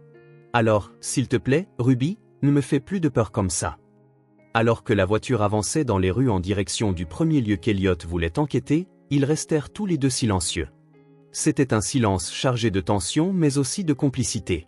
Ils étaient ensemble dans cette affaire maintenant et rien ne pouvait les arrêter. Le voyage semblait interminable, le son constant du moteur remplissant le silence entre Elliot et Ruby, qui regardaient maintenant par la fenêtre avec un mélange d'anxiété et de nostalgie. Après près de 3 heures sur la route, le paysage urbain commença à changer. La ville céda la place à des rues étroites et désordonnées, avec des maisons en friche et des enfants jouant parmi les nids de poules sur les trottoirs. Ruby, qui avait été silencieuse jusqu'alors, parla enfin. « C'est ce qui s'est passé quand je suis venue en ville. Il m'a fallu toute la journée pour y arriver. Je me suis perdue et effrayée, mais je savais que je devais fuir. Maintenant, nous revenons et j'ai l'impression de revivre tout ça encore une fois, dit-elle. Elliot lui jeta un bref regard inquiet, mais resta concentré sur la route. « Ne t'inquiète pas, petite. Je suis là maintenant. Je ne laisserai rien t'arriver, répondit-il. Alors qu'il continuait, Ruby commença à reconnaître les environs. Là, oncle Elliot. C'est là que je vivais avec tante Bethany, dit-elle en pointant une simple maison au bout d'une ruelle étroite. Ces mots étaient chargés d'émotion, un mélange de soulagement d'être proche de chez elle et de peur de ce qu'il pourrait trouver. Elliot ralentit la voiture, examinant attentivement la zone. La maison de Bethany était petite, avec des murs tachés et un toit improvisé fait de ferraille. Il gara la voiture à une courte distance et éteignit le moteur. « Es-tu sûr que c'est ici ?» demanda-t-il en regardant dans les yeux de Ruby. « Oui, c'est ma maison, » répondit-elle fermement. Ruby ouvrit déjà la portière pour sortir de la voiture lorsque Elliot lui attrapa le bras. « Attends, » murmura-t-il, abaissant la voix. « Nous ne savons pas qui pourrait être là. Nous y allons lentement et prudemment. » Il regarda autour de lui pour s'assurer que personne ne les regardait. Les deux descendirent de la voiture et commencèrent à s'approcher de la maison en silence, avec des pas calculés. À mesure qu'ils s'approchaient, Elliot remarqua que certaines fenêtres étaient ouvertes, mais les rideaux déchirés les empêchaient de voir à l'intérieur. Ruby tira légèrement sur la chemise d'Elliot. « C'est notre salon, » dit-elle en pointant la fenêtre. « C'est là que tante Bethany cousait. » À leur arrivée devant la porte, Ruby fit un pas en avant, désireuse d'entrer. « C'est ma maison, je dois voir si tante Bethany est là. » Avant qu'elle ne puisse en dire plus, Elliot posa sa main sur sa bouche, ses yeux fixés sur un mouvement venant de l'intérieur de la maison. Il fit signe qu'elle se baissait à côté de lui, les deux se cachant derrière un mur proche de l'entrée. Soudain, des voix commencèrent à résonner de l'intérieur, profondes et pleines d'autorité, indiquant qu'il n'était pas seul. Elliot entendit quelque chose à propos du paiement de la dette et de ne pas pouvoir s'échapper cette fois, ce qui fit battre son cœur plus vite. Il savait que s'ils étaient vus, ils pourraient être attrapés ou pire. « Reste silencieux », murmura Elliot à Ruby, les yeux fixés sur l'entrée de la maison. Il tenait son épaule fermement, essayant de lui transmettre de la réassurance. Ruby hocha la tête, ses yeux grands de peur. Ils restèrent accroupis alors que les voix continuaient. « S'ils sortent, nous devons courir », murmura Elliot, essayant de formuler un plan. Il savait qu'il devait protéger Ruby à tout prix, mais il était aussi déterminé à découvrir ce qui était arrivé à Bethany. Elliot et Ruby rampèrent silencieusement le long du mur, essayant de se rapprocher de la maison sans être vus. Chaque pas était calculé, leur cœur battant à tout rompre alors que les voix à l'intérieur devenaient plus fortes. Elliot fit signe à Ruby de s'arrêter et se pencha pour écouter de plus près. La conversation qu'il suivait devenait plus claire. « As-tu entendu ce que la police a découvert ? Tôt ou tard, ils vont perquisitionner cet endroit », dit une voix masculine chargée d'inquiétude. « Et qu'en est-il de Wesley ? Il ne semble pas inquiet. Mais qu'est-ce qu'il va faire avec cette femme au sous-sol ? Elle est là-bas depuis bien trop longtemps, répondit une autre voix. Il en a marre de la torturer, dit la première voix d'un ton sombre. Aujourd'hui, il va y mettre un terme définitif.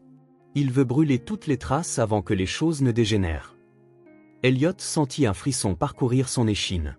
Il échangea un regard alarmé avec Ruby, qui semblait totalement terrifiée mais restait immobile à ses côtés. Sa petite main serrait fermement le bord de la veste d'Elliot comme si elle cherchait du réconfort. « Ils vont tuer tante Bethany », murmura Ruby, ses yeux remplis de larmes. Elliot hocha la tête, sa mâchoire serrée. Il savait qu'il devait agir rapidement, mais aussi que prendre d'assaut cet endroit sans plan pouvait être fatal. Il tira Ruby derrière un buisson plus grand où il pourrait parler sans être vu. « Écoute, Ruby, dit-il d'un ton bas et ferme. Nous n'avons pas le temps de perdre. Je vais entrer et trouver Bethany, toi reste caché ici quoi qu'il arrive. Ne sors pas, compris ?» Ruby secoua vigoureusement la tête, ses yeux brillants de détermination. « Non, je viens avec toi. Elle est ma famille, je ne vais pas simplement rester ici. » Elliot hésita un instant, reconnaissant le courage de la fille mais craignant pour sa sécurité. « Si tu viens, tu dois faire exactement ce que je dis. Pas de questions, pas d'hésitation, compris ? Nous n'avons peut-être pas une seconde chance. » Ruby hocha de nouveau la tête, cette fois avec une expression sérieuse. « Je promets, dit-elle. » Elliot prit une profonde inspiration, essayant de calmer le tourbillon d'émotions qu'il ressentait. Il savait que le temps était contre eux, Wesley pourrait exécuter Bethany à tout moment. Il regarda de nouveau la maison, ses yeux évaluant chaque fenêtre, chaque porte, à la recherche d'un moyen d'entrer sans être vu. « Nous contournerons l'arrière », murmura Elliot en guidant Ruby le long du côté de la maison pendant qu'il marchait. Le son des voix s'estompa, indiquant que les hommes étaient plus loin de l'entrée arrière. Lorsqu'ils atteignirent la porte arrière, Elliot réalisa qu'elle était déverrouillée. Il poussa la porte lentement, les craquements légers faisant battre son cœur plus vite. À l'intérieur de la maison, l'odeur de l'humidité et de quelque chose de métallique, peut-être du sang, emplissait l'air. Ils entrèrent prudemment, leurs pas légers alors qu'ils suivaient le couloir étroit. À chaque coin qu'ils tournaient, Elliot sentait la tension monter. « Trouvons le sous-sol », murmura-t-il, les yeux fixés devant lui. Ruby le suivait de près, le broche qu'il portait scintillant dans la faible lumière provenant d'une lampe au bout du couloir. Soudain, ils entendirent un rire étouffé provenant d'une porte à gauche. Elliot s'arrêta et fit signe à Ruby de rester derrière lui. Le rire fut bientôt suivi de mots qui firent glacer son sang. « Alors Bethany, prête pour ton dernier adieu. » La voix moqueuse profonde semblait appartenir à Wesley. Elliot prit une profonde inspiration, il savait qu'il allait affronter le danger de front. « Reste derrière moi », murmura-t-il à Ruby. « Nous sommes proches. C'est le moment de sauver ta tante. » Elliot poussa la porte avec force, le bruit des charnières résonnant dans la pièce sombre. La scène qui se révéla devant lui coupa le souffle. Ruby courut en avant, ignorant le danger, et cria de toutes ses forces, « Tante Bethany !» Elliot resta paralysé un instant. La femme enchaînée au mur, mince, avec un visage marqué par la douleur et la privation, était Margot. Il cligna des yeux plusieurs fois, essayant de traiter ce qu'il voyait, mais son esprit semblait incapable de l'accepter. « Ça ne peut pas être vrai », murmura-t-il presque inaudible. Margot leva lentement la tête. Lorsqu'elle entendit le cri de Ruby, ses yeux étaient enfoncés, mais une lueur de reconnaissance apparut lorsqu'elle vit Elliot et la jeune fille, Ruby. « Elliot » dit-elle d'une voix faible, empreinte d'incrédulité et d'espoir. Elliot fit un pas en avant mais perdit presque l'équilibre, le choc prenant le dessus sur son corps. Il s'appuya contre le mur pour ne pas tomber, le cœur battant. « Margot, c'est toi ? Comment est-ce possible ?» Sa voix tremblait, ses yeux fixés sur elle alors que des larmes menaçaient de couler. Avant qu'il puisse faire un autre pas, un rire froid résonna dans le sous-sol. « Quelle réunion familiale émotive, Wesley » moqua-t-il, émergeant des ombres avec un pistolet pointé directement sur Elliot. « Mais je crains que ce ne soit qu'un adieu rapide. » Elliot se retourna rapidement, se plaçant instinctivement devant Ruby. « Tu n'as pas à faire ça » dit-il en essayant de rester calme tandis que son esprit cherchait frénétiquement une issue. « Laisse-la partir, laisse-nous partir, il n'y a aucune raison de continuer cela. » Wesley inclina la tête en souriant cyniquement. « Aucune raison ? Cette femme m'a trahi, m'a fait tout perdre, et tu penses que je vais simplement la laisser partir ? Et toi, Elliot, tu pensais vraiment pouvoir entrer ici et sortir indemne ? Quelle blague !» Ruby, tremblante, tenta de s'approcher de Margot, mais Elliot la retint par le bras, la tirant derrière lui. « Reste derrière moi » murmura-t-il fermement, sa voix pleine d'urgence. Il regarda Wesley, essayant de gagner du temps. « Si tu penses pouvoir régler tes griefs par la violence, tu te trompes. Tout ce que tu fais, c'est montrer à quel point tu es vraiment faible. » Wesley fit un pas en avant, le pistolet stable dans sa main. « Fais attention à ce que tu dis, Elliot. Cette bouche à toi pourrait être la dernière chose que tu utilises. » À ce moment-là, Margot, avec ce peu de force qu'elle avait, tenta de se lever en tirant sur les chaînes qui la liaient. « Wesley, s'il te plaît, laisse-les partir, je resterai ici, mais ne leur fais pas de mal, » supplia-t-elle, sa voix faible mais déterminée. Wesley rit de nouveau, secouant la tête. « Ah, toujours si noble, n'est-ce pas, Margot ? Mais je décide du destin de tout le monde ici, et ton destin est scellé. » Il leva le pistolet plus haut, visant directement la poitrine d'Elliot. Le temps sembla ralentir. Elliot, sentant l'adrénaline prendre le dessus, savait qu'il ne pouvait plus attendre, il devait agir. Mais comment pouvait-il sauver Margot et Ruby d'une situation aussi désespérée ? Wesley gardait fermement le pistolet pointé sur Elliot, tandis que son sourire sombre s'élargissait. « Alors tu es enfin venu, Elliot. 10 ans d'attente pour régler la note, mais je ne m'attendais pas à ce que tu viennes directement à moi. » Elliot fronça les sourcils, ses yeux fixés sur Wesley alors que la vérité commençait à se dévoiler. « Toi, tu étais l'acheteur » murmura-t-il, sa voix empreinte d'incrédulité. « L'acheteur, je me suis fait arnaquer. C'est tout à cause de cet accord. »« Exactement » s'écria Wesley, sa voix résonnant à travers les murs humides du sous-sol. « Tu m'as humilié, m'as fait passer pour un idiot devant tous mes partenaires. J'ai perdu une fortune dans cette affaire, tu as détruit ma réputation. » Elliot répondit en essayant de rester calme, bien que son esprit tournait avec les révélations. « Je n'avais pas imaginé que les conséquences seraient si grandes. » Wesley rit, mais une fureur brûlante teintait son ton. « Tu ne peux pas imaginer l'enfer par lequel j'ai vécu à cause de toi. Mais ne t'inquiète pas, Elliot, je m'assure que tu goûtes à ce que tu as fait. C'est pourquoi j'ai fait kidnapper ta chère Margot. Je pensais que ce serait plus amusant de te faire souffrir que de la finir rapidement. » Elliot sentit son estomac se nouer, sa respiration devenir lourde. Il regarda Margot, qui était pâle et mince, mais dont les yeux étaient pleins de détermination, puis Ruby, qui le regardait avec peur et confusion. « Tu as fait tout ça, juste pour te venger de moi, » dit-il, sa voix chargée d'incrédulité et de colère. « Oui, mais c'était une erreur, » admit Wesley en haussant les épaules comme s'il confiait quelque chose de trivial. « J'aurais dû la tuer dès le début, mais je pensais que ce serait plus intéressant de la garder en vie pour qu'elle travaille pour moi, pour extorquer chaque centime. Je lui ai donné une petite maison humble et j'ai commencé à lui imposer des intérêts exorbitants.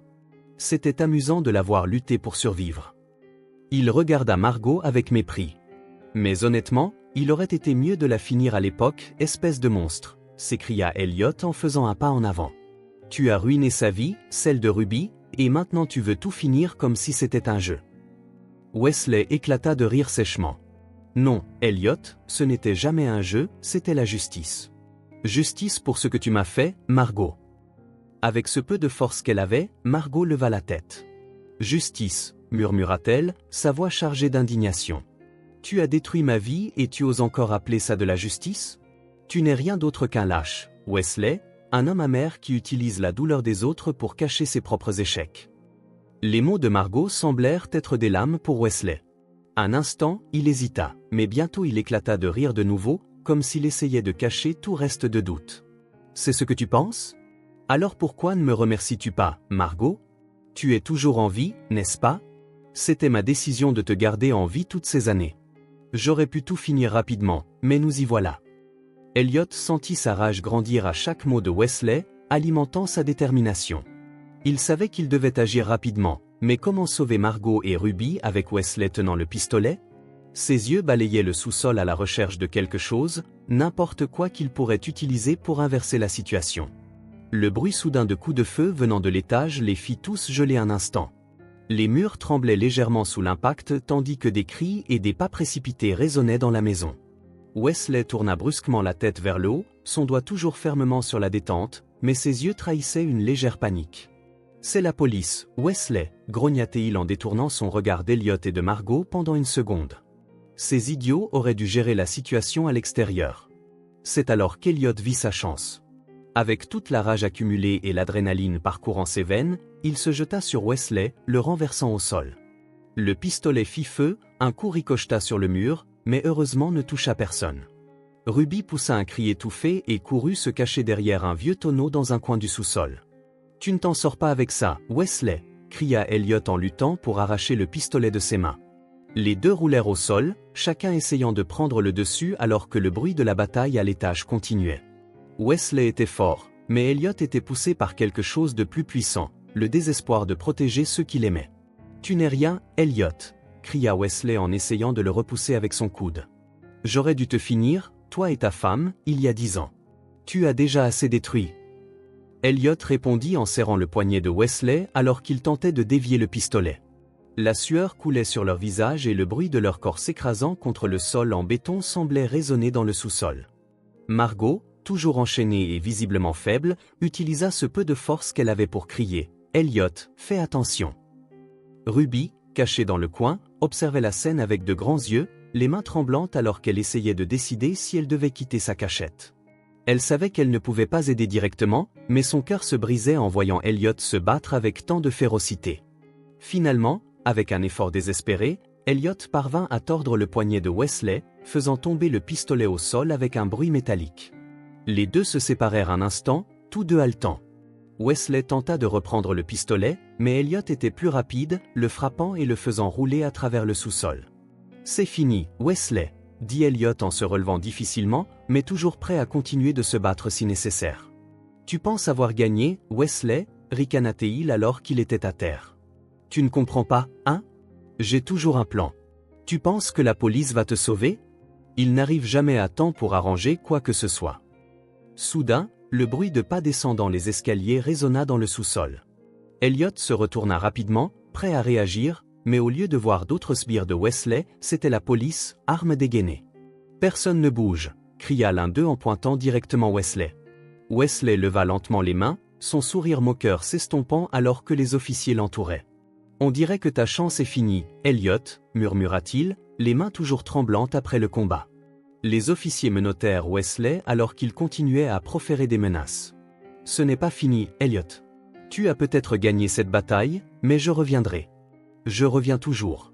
Pas cette fois. » Elliot répondit fermement, « Pas cette fois. » Il regarda Ruby et Margot, toujours enchaînés. « Il est temps de réparer ce que tu as détruit. » L'un des officiers s'approcha pour libérer Margot des chaînes, tandis que d'autres commençaient à fouiller le sous-sol à la recherche de preuves supplémentaires.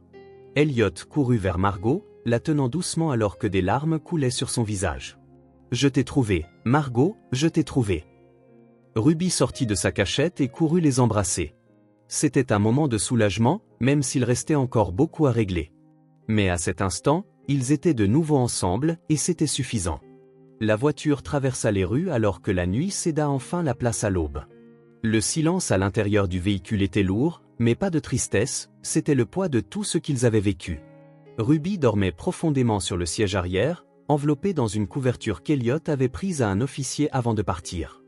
Margot était sur le siège passager, le regard fixé sur la route, toujours en train d'assimiler le fait qu'elle était libre après des années de souffrance. Elliot, au volant, la regardait de temps en temps comme s'il craignait qu'elle disparaisse s'il détournait les yeux trop longtemps. Lorsqu'ils arrivèrent enfin chez Elliot, le soleil commençait déjà à illuminer les rues. Il gara la voiture dans le garage et sortit, ouvrant prudemment la porte de Margot. Elle semblait hésiter à sortir, comme si elle ne croyait pas vraiment être en sécurité. « Entrez », dit doucement Elliot. « C'est chez toi, c'est toujours été le cas. » Ruby, encore endormie, sortit de la voiture en tenant le bras de Margot alors qu'ils entraient ensemble dans la pièce simplement décorée avec des touches de Noël qu'Elliot avait installées pour Ruby. Elle se sentait à l'aise. Margot regarda autour d'elle, les yeux remplis de larmes. « Je ne sais pas comment te remercier pour tout ça, murmura-t-elle. « Tu n'as pas à me remercier, répondit Elliot en l'aidant à s'asseoir sur le canapé. Ce qui compte, c'est que nous soyons de nouveau ensemble. » Il prit une profonde inspiration, essayant de contenir le flot d'émotions menaçant de le submerger, mais quelque chose le dérangeait encore, quelque chose qu'il devait comprendre. Il regarda Margot et demanda soigneusement, « Pourquoi ont-ils commencé à t'appeler Bethany? Pourquoi pas Margot ?» Elle baissa le regard, serrant ses mains dans son giron. « Après que j'ai été kidnappé par Wesley, je n'avais plus de nom. Il a commencé à m'appeler Bethany et tout le monde qui travaillait pour lui a adopté ce nom. Avant que je ne le sache, je n'étais plus Margot pour personne. Si je disais quelque chose, il me menaçait. Je devais accepter, même si ça faisait mal. C'était une façon d'effacer qui j'étais. » Sa voix se brisa, mais elle continua. « Ce qui me gardait en vie, c'était Ruby. Quand ils me l'ont donnée à moi pour m'en occuper, je savais que je devais la protéger, quoi qu'il en coûte. » Elliot s'assit à côté d'elle, tenant ses mains. « Tu n'as jamais cessé d'être Margot pour moi et tu es la raison pour laquelle je n'ai jamais abandonné la recherche de réponses à tout ce qui s'est passé. Maintenant, personne ne peut plus te faire de mal. C'est chez nous. » Dans les jours suivants, la maison d'Elliot devint un véritable havre pour eux trois. Ruby commença à s'ouvrir davantage, se sentant en sécurité pour la première fois depuis longtemps. Margot, bien que toujours marquée par les cicatrices émotionnelles de tout ce qu'elle avait vécu, trouva de la force dans la présence d'Elliot et l'affection de Ruby. Ils formèrent une nouvelle famille, unie par des liens que la souffrance n'avait fait que renforcer. Elliot s'assura de prendre personnellement soin de Margot, l'emmenant à ses rendez-vous médicaux et l'aidant à retrouver sa santé. Il engagea également une thérapeute pour Ruby afin que la jeune fille puisse traiter tout ce qu'elle avait vécu. Malgré sa situation financière stable, Elliot se consacra à leur bien-être avec simplicité et amour, privilégiant les moments passés ensemble. Un jour, Ruby s'approcha de Margot pendant qu'elle cousait. « Es-tu heureuse maintenant, tante Bethany ? Je veux dire, tante Margot ?» demanda-t-elle timidement en se corrigeant. Margot sourit en tirant la jeune fille dans une étreinte. « Très heureuse, ma chère, parce que maintenant nous sommes ensemble et que personne ne peut nous séparer. » Elliot entra dans la pièce à ce moment-là, portant une boîte de décoration de Noël. « Je pense qu'il est temps que nous fassions quelque chose de spécial, » dit-il en posant la boîte sur la table. « Installons le sapin de Noël, après tout nous avons beaucoup à célébrer. » Avec rire et enthousiasme, les trois passèrent l'après-midi à décorer la maison. Elliot installa le sapin tandis que Ruby plaçait soigneusement les ornements. Margot, encore en convalescence, aida à organiser les cadeaux qu'Elliot avait achetés pour eux. Chaque geste semblait porter une signification plus profonde, comme s'ils reconstruisaient non seulement une maison, mais aussi l'espoir et le bonheur qu'ils avaient perdus cette nuit-là. Lorsque le sapin fut complet et illuminé, ils s'assirent sur le canapé pour admirer leur travail. Elliot tenait la main de Margot tandis que Ruby se blottissait à côté d'elle. « C'est le Noël le plus spécial de ma vie, » dit-il sincèrement. « Parce que nous sommes ensemble et que rien d'autre n'a d'importance. » Ruby le regarda avec des yeux brillants. « C'est le cas pour moi aussi.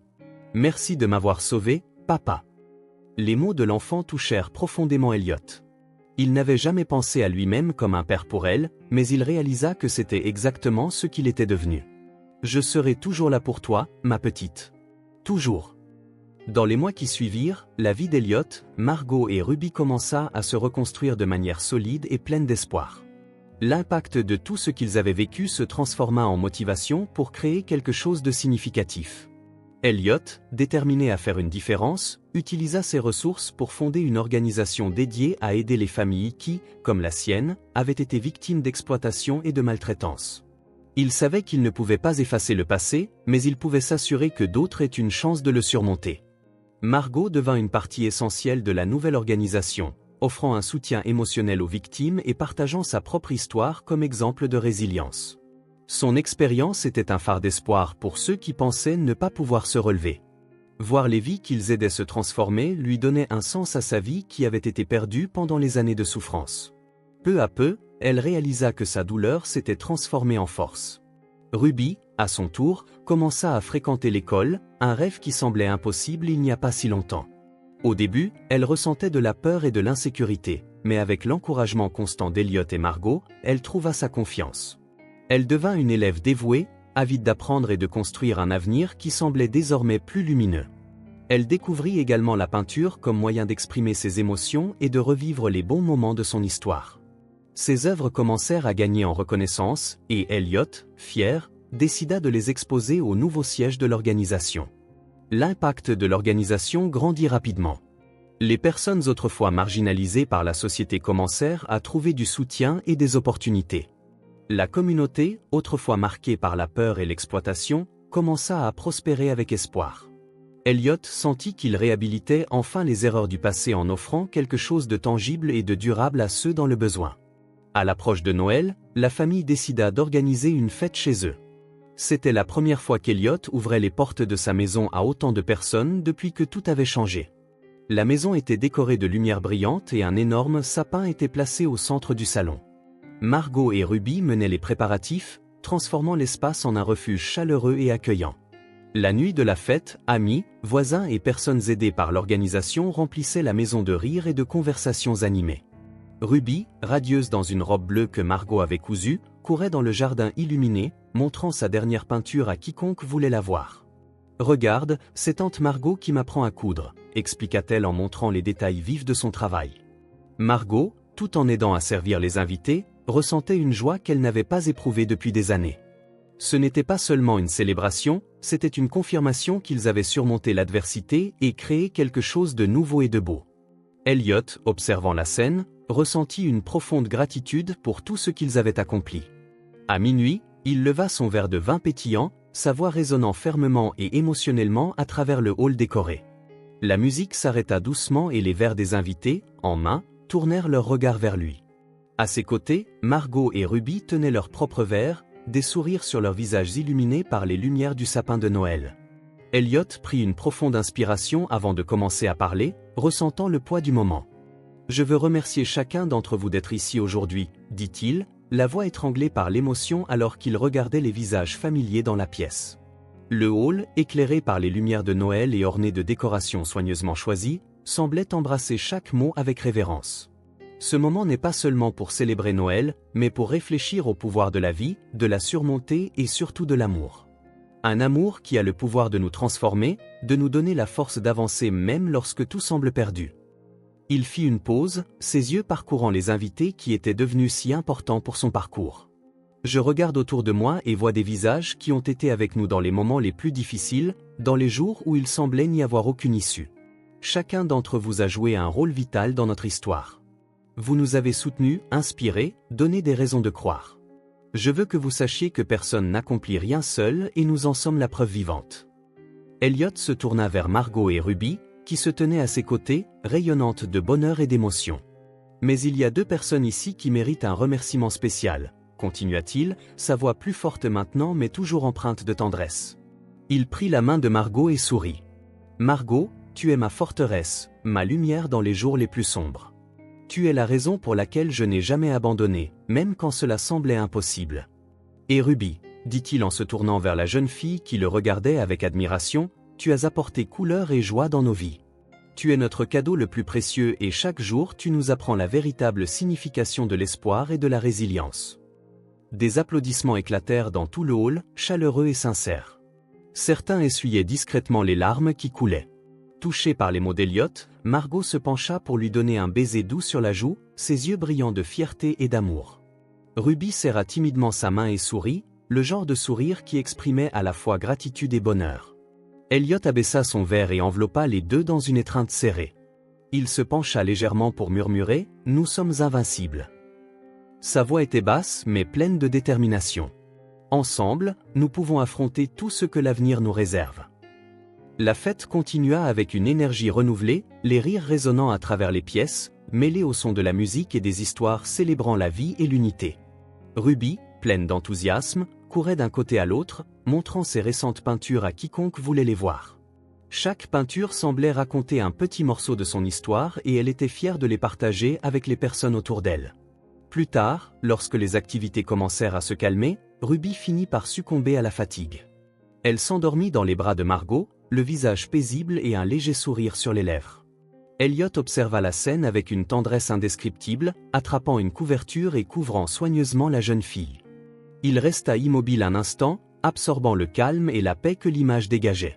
Il se sentit reconnaissant pour chaque étape du voyage qui l'avait conduit à ce moment. À l'extérieur, la neige fraîchement tombée reflétait les lumières scintillantes décorant la maison, créant une scène tout droit sortie d'un conte de fées. Les arbres couverts de neige scintillaient au clair de lune tandis que le silence de la nuit véhiculait un calme presque magique. Elliot sortit dans le jardin un moment, sentant la brise froide caresser son visage. Il prit une profonde inspiration, remplissant ses poumons d'air froid alors que ses yeux se tournaient vers les étoiles qui parsemaient le ciel, si lointaines mais incroyablement réconfortantes en même temps. Fermant les yeux, Elliot dit une prière silencieuse de gratitude. Il était reconnaissant d'avoir eu la chance d'être là, d'avoir retrouvé Margot et Ruby, d'avoir eu une seconde chance à la vie et à l'amour. C'était comme si tout le poids des luttes passées commençait enfin à se dissiper. Pour la première fois depuis de nombreuses années, il ressentait un véritable espoir. Le passé, avec toutes ses douleurs et ses défis, ne semblait plus si accablant. Au contraire, il semblait être une fondation sur laquelle il construisait quelque chose de nouveau et de beau. Après quelques minutes à contempler le ciel, Elliot décida de rentrer à l'intérieur. Dès qu'il ouvrit la porte, la chaleur de la maison l'enveloppa comme une étreinte accueillante. Le doux son des conversations et des rires des invités qui restaient emplissaient l'environnement d'une énergie calme mais vibrante. C'était comme si la maison était de nouveau vivante, pleine de lumière et de joie. En entrant dans le salon, Elliot vit Margot sur le canapé. Elle était assise avec une expression sereine, tenant doucement la main de Ruby qui dormait profondément, le visage paisible et un léger sourire aux lèvres. La vue emplissait Elliot d'une tendresse indescriptible. Il marcha lentement vers eux et s'assit à côté de Margot sans dire un mot pendant un instant. Il les regardait simplement, ressentant une paix qui avait longtemps semblé inatteignable. « Elle est si paisible », commenta Margot presque en chuchotant pour ne pas réveiller Ruby. « Je pense à tout ce qu'elle a traversé et à comment elle parvient encore à trouver de la joie. Elle est si forte. Elle l'est. » Elliot acquiesça, tenant l'autre main de Ruby et sentant sa chaleur. « Et nous aussi, Margot. Ce que nous avons traversé nous a amenés ici et je crois que rien n'a été vain. Nous nous avons les uns les autres, nous avons elle. C'est tout ce qui compte maintenant. » Margot sourit, se penchant pour reposer sa tête sur son épaule. « J'ai l'impression que nous sommes enfin chez nous, » dit-elle, sa voix lourde d'émotion. « Peu importe où nous sommes, tant que nous sommes ensemble, nous irons bien. » Elliot passa son bras autour de Margot, l'enlaçant doucement. « Tu as raison, et nous ferons tout pour protéger ce bonheur, » répondit-il avec une conviction venant du plus profond de son cœur. Il savait que le chemin n'avait pas été facile, mais ce qu'ils avaient construit ensemble était incassable. Dehors, la neige continuait de tomber silencieusement et régulièrement, couvrant tout d'une douce couche blanche. Les lumières du sapin de Noël visibles à travers la fenêtre clignotaient de différentes couleurs, reflétant la chaleur et la joie qui remplissaient désormais la maison. À ce moment-là, Elliot réalisa qu'il avait trouvé quelque chose que l'argent ne pourrait jamais acheter, un foyer, non pas une maison faite de murs, mais d'amour, de dépassement et de liens qui ne pourraient jamais être brisés. Alors qu'il regardait la nuit, il pensait à l'avenir. Il savait qu'il y aurait encore des défis, comme pour toute famille, mais il savait aussi qu'ensemble, ils pourraient surmonter n'importe quoi. Les cicatrices du passé n'étaient plus un fardeau, mais des rappels de ce qu'ils avaient affronté et survécu. Elles étaient un témoignage de leur force et de leur résilience,